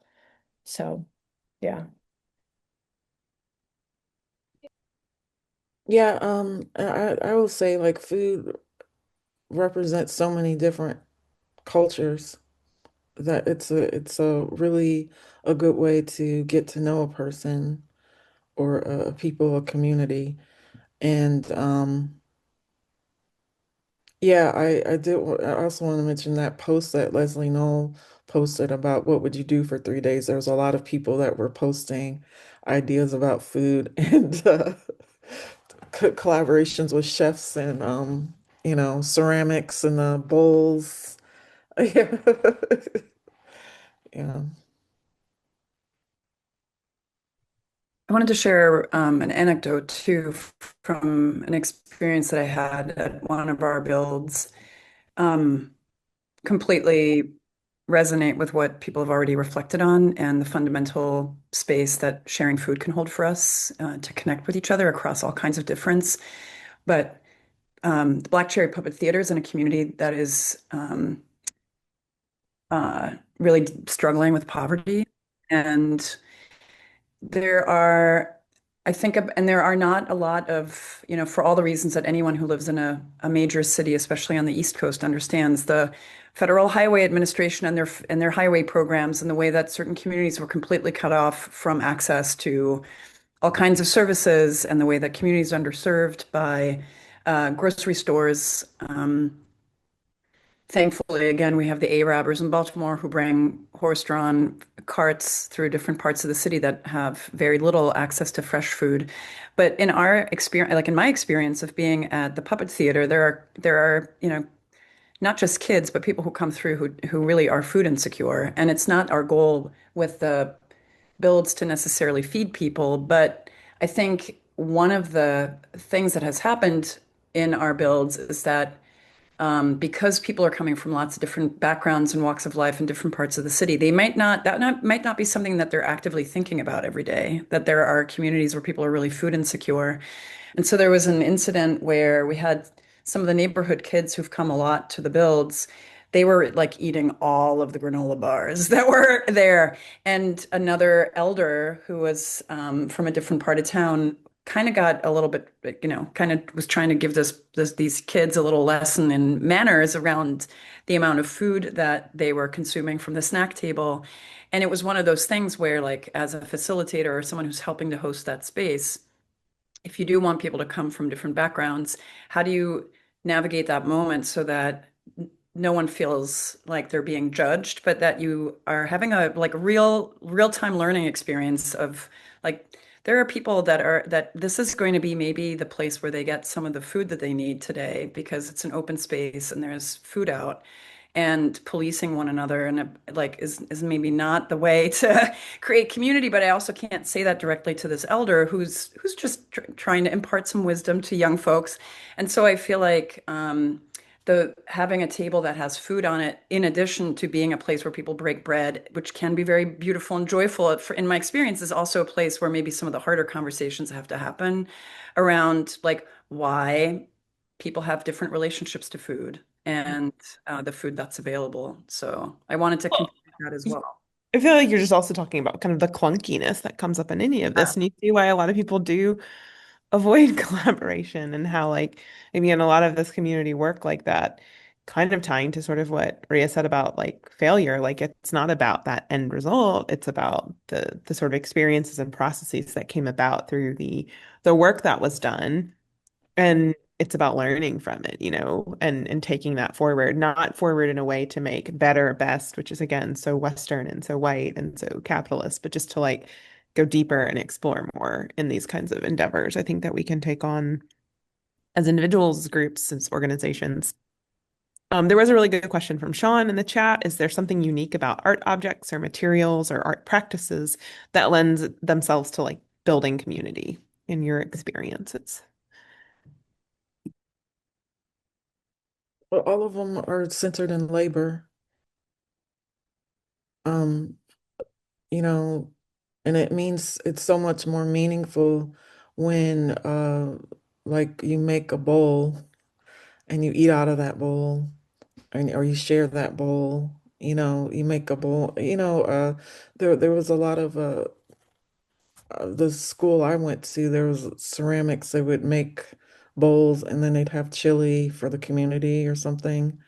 Um, but I just feel like it like all three of these things, like why you make something, why you're using this material, it centers it all is very communal and labor intensive, that and it connects us all. And I would add to that, like the again to that transformation idea, there's almost like a miniature version. Like if you can conceive as a group or as an individual, if you can conceive of like something in your head that you make out of nothing with your hands, you've like transformed your reality. You've transformed what's actually here into something else that's actually here. And there's some kind of metaphor there, like within transforming your world, like in a social justice context or in a healing context, like you can do it. Like you just saw that you can do it. So other things are possible too. And so there is something that I try to teach with that too. And, depending on the audience, more or less touchy-feely. But, that is, I really believe that. Like that's a feedback loop that you can like have miniature versions of, and then you can have like big versions of.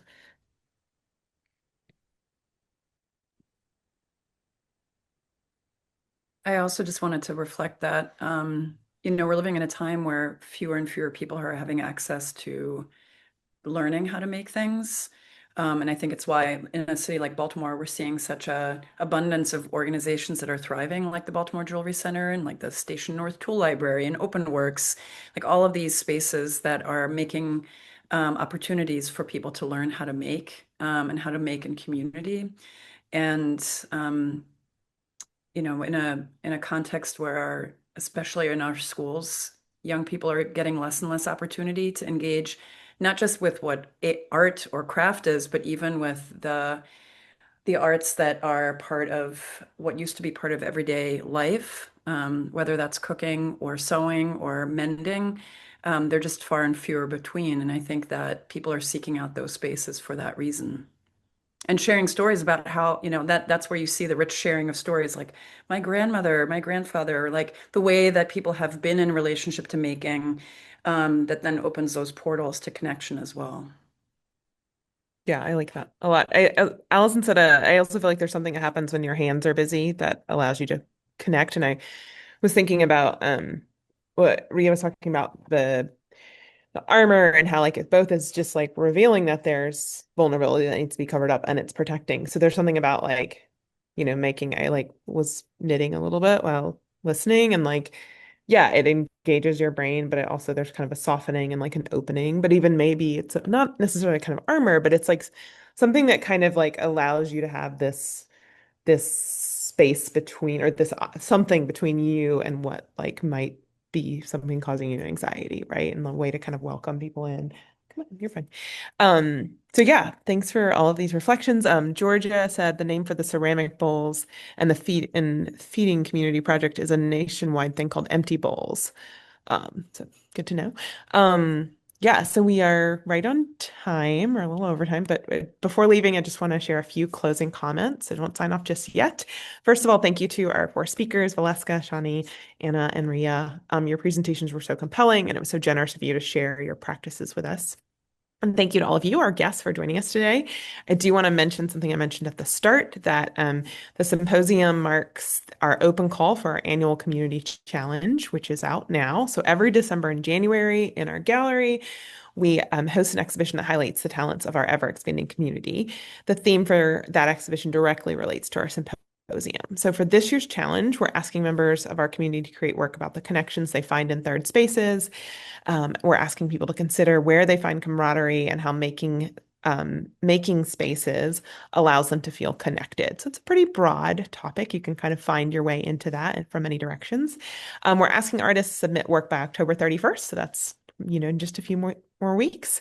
And then the work that is selected will be on view in our gallery between December 5th and January 16th. So Elliot's got that call in the chat. Make sure you take a look at that, spread the word.